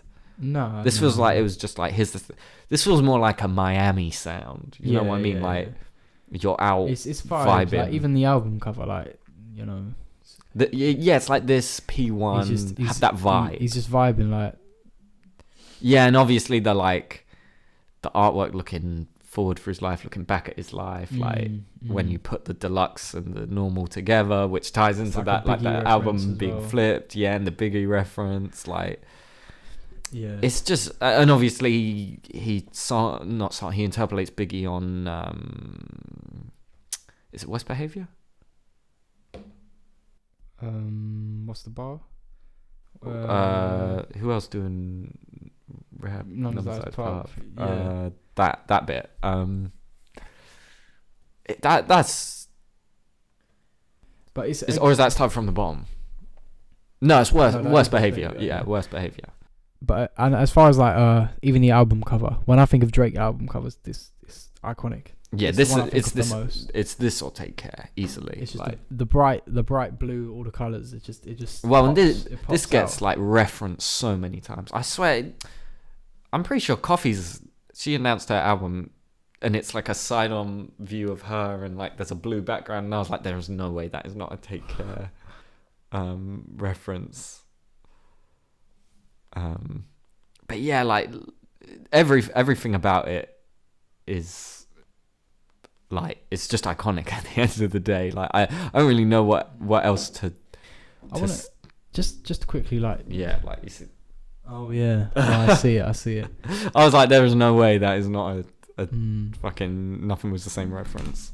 The original Nothing Was the Same, not the deluxe. It's 13 songs, 59 minutes.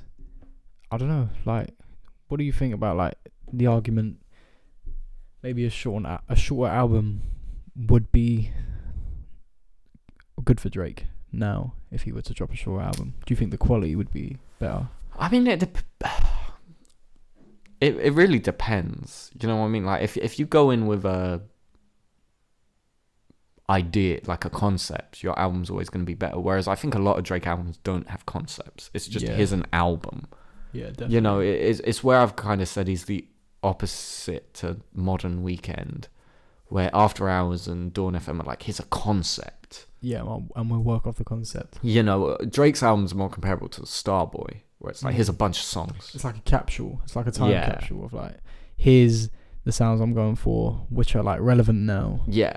Whereas Take Care of Nothing Was the same. It's like, here is the idea I'm going for, and they turned out to be like iconic. They like make the sound. Yeah, absolutely. They like further the sound. They push the sound. Whereas like this, but I mean, even like if you're reading This Is Too Late has a sound, but it's long.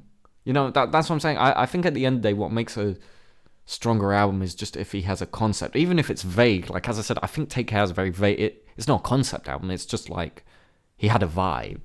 Yeah, and that's it. Yeah, and it's just like the thing is, obviously now he's not getting to the top, he's at the top, so it's just sort of like, well, what do I do now? Which is maybe the same problem Kanye's having, where it's just like, I'm one of the biggest artists in the world, what do I do for my albums now? I've pushed the sound so much, how do I further it? How do I top you know, this? when we look back here and we see, like we were talking about, like this, the difference between these top 3 albums and the other albums is, whilst they all make you think of a year, these made that year. Yeah. Whereas the others are, maybe there's more of an argument that he's just chasing a sound. Yeah. But when you're at the top, can you keep making the sound, or do you just have to like look around and be like, okay, well, I like this person's vibe, let's collaborate? Is that what it becomes, rather than just like... Well, I think it's also the point that Drake's at in his career, because he is older now than what he was. Yeah, of course. Like, he's not young like he was. It's, I don't know, it's one of them things. There's always going to be a younger artist coming through who's pushing something new. Yeah, of course. Who's the new sound. Like, but the thing I will say about Drake is he always has his ear to the ground. Like, he knows what's going on. Definitely. In hip-hop. There's a bunch of artists you hear it, he collaborates with them before I've even heard of them. Yeah. Like, he knows, he's smart. And Kanye tries to like do that as well. But Drake is so intelligent. And his team, like, they know what they're doing. And I mean, I think the difference is even from the start they've been doing it, because they find the Weeknd and Party. Yeah, but obviously I'm going back as far as I can with Weeknd's the first example, and then obviously Party, and you know, it's they use an artist who has potential and who's pushing something new. He gets him on board. And then they like collab, and then Drake kind of gets a bit of the credit for pushing that sound. Yeah, as well. Exactly. Like he did with The Weeknd, like he did with Party, WizKid, like with that, with the UK, it all kind of you said, it all kind of does mirror. It all does make sense. You can see the thought process behind what he does.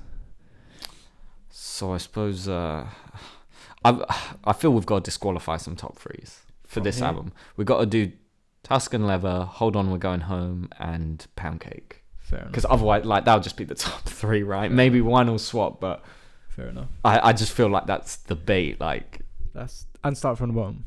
Not like that would have been in my top three, but yeah, the most iconic songs. I feel like if we go with those, it'll be a very boring top three to listen to. So yeah, what's your top three then? Not including them. I know Furthest Thing is in there because I love Furthest Thing. I like that. The beat switch on that is as like the first song after the intro. It's like it keeps it going. Own It.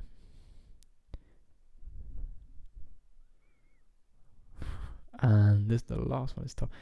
I'm gonna say we should. I know the deluxe are bangers, but should we? You're gonna disqualify them. Should we disqualify What would you have included if you were going to include it? The Motion. I would have included Come Through. I love Come Through, but if I had to choose one from them, those three that's songs, fair enough. The Motion. Yeah. So I'll go. I mean, I wouldn't argue with any of those three. Like all three. All three of this is how good the deluxe is. Like I just consider those part of the album. Yeah. I find it hard to picture them like without. I'm like, it's what? Not fair to not like Come Through isn't on. Nothing was the same. Like the Motion. Like it's just weird to think about. But okay, if we're disqualifying them, so I don't know what my last one would be. Probably. Is that of Worst Behavior and Too Much? I'll go Worst Behavior just because it's more high energy compared to Furthest Thing and Own It. I'll go Own It. From Time. I Love Me. Oh, and I'm gonna go Too Much as well, man. Too Much and From Time are like some of the best like introspective. Yeah, I love From Time, but again, that's like one of the more popular ones. Yeah. I mean, and it's like honestly any song like 3 O'Clock to My City's a banger. Connect, Wu-Tang Forever, like it's just a great album at the end of the day. Yeah, but that's our list. We did it. We made it somehow. All of Drake's. It's funny in my head. I was like, "This is going to be a short podcast." I was like, "This is going to be like 2 hours, a crisp 2 hours," and now we're at 2:42. So, yeah. Everyone's probably going to disagree with our... I was going to say, I mean, yes, give us that engagement. You know what? I want to see, because I don't really know, bar like the top 4 or 5, I don't really know where people rank Drake's album. This thing, I mean, even, for me, I think the top 3 I know with most people is going to be one of our top 3 at the end. I feel like that's pretty undisputed, but after that... I'm not really sure, because I know a lot of people don't like Views. Yeah. Obviously, a lot of people hate Scorpion. And What a Time to Be Alive doesn't really get a lot of love. Yeah. So I don't really know what people's top. Yeah, so I'm curious if you do the same thing as us, so rank every Drake project with the exception of his early mixtapes and Care Package. Yeah, we're going off Spotify. Yeah. That's what we have. And yeah, just let us know your thoughts either in the comments. I'll make it like a question you can answer on Spotify because you can do that. That's it. If you're on Apple Podcasts or any of the other ones, I'm sorry, you're just gonna have to find us on another thing. Spotify's goated.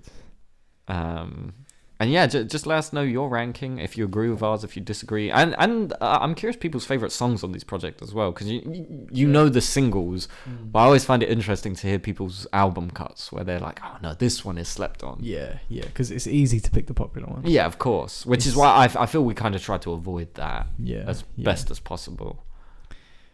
But no, I'm satisfied. Sweet. So if you enjoyed this episode, give us a like, give us a subscribe, give us a follow, whatever. Don't Start, in brackets, a podcast. We're available on all streaming platforms, YouTube. Follow us on TikTok and Instagram for little clips, and you can comment your thoughts there and stuff. And say it's all cap.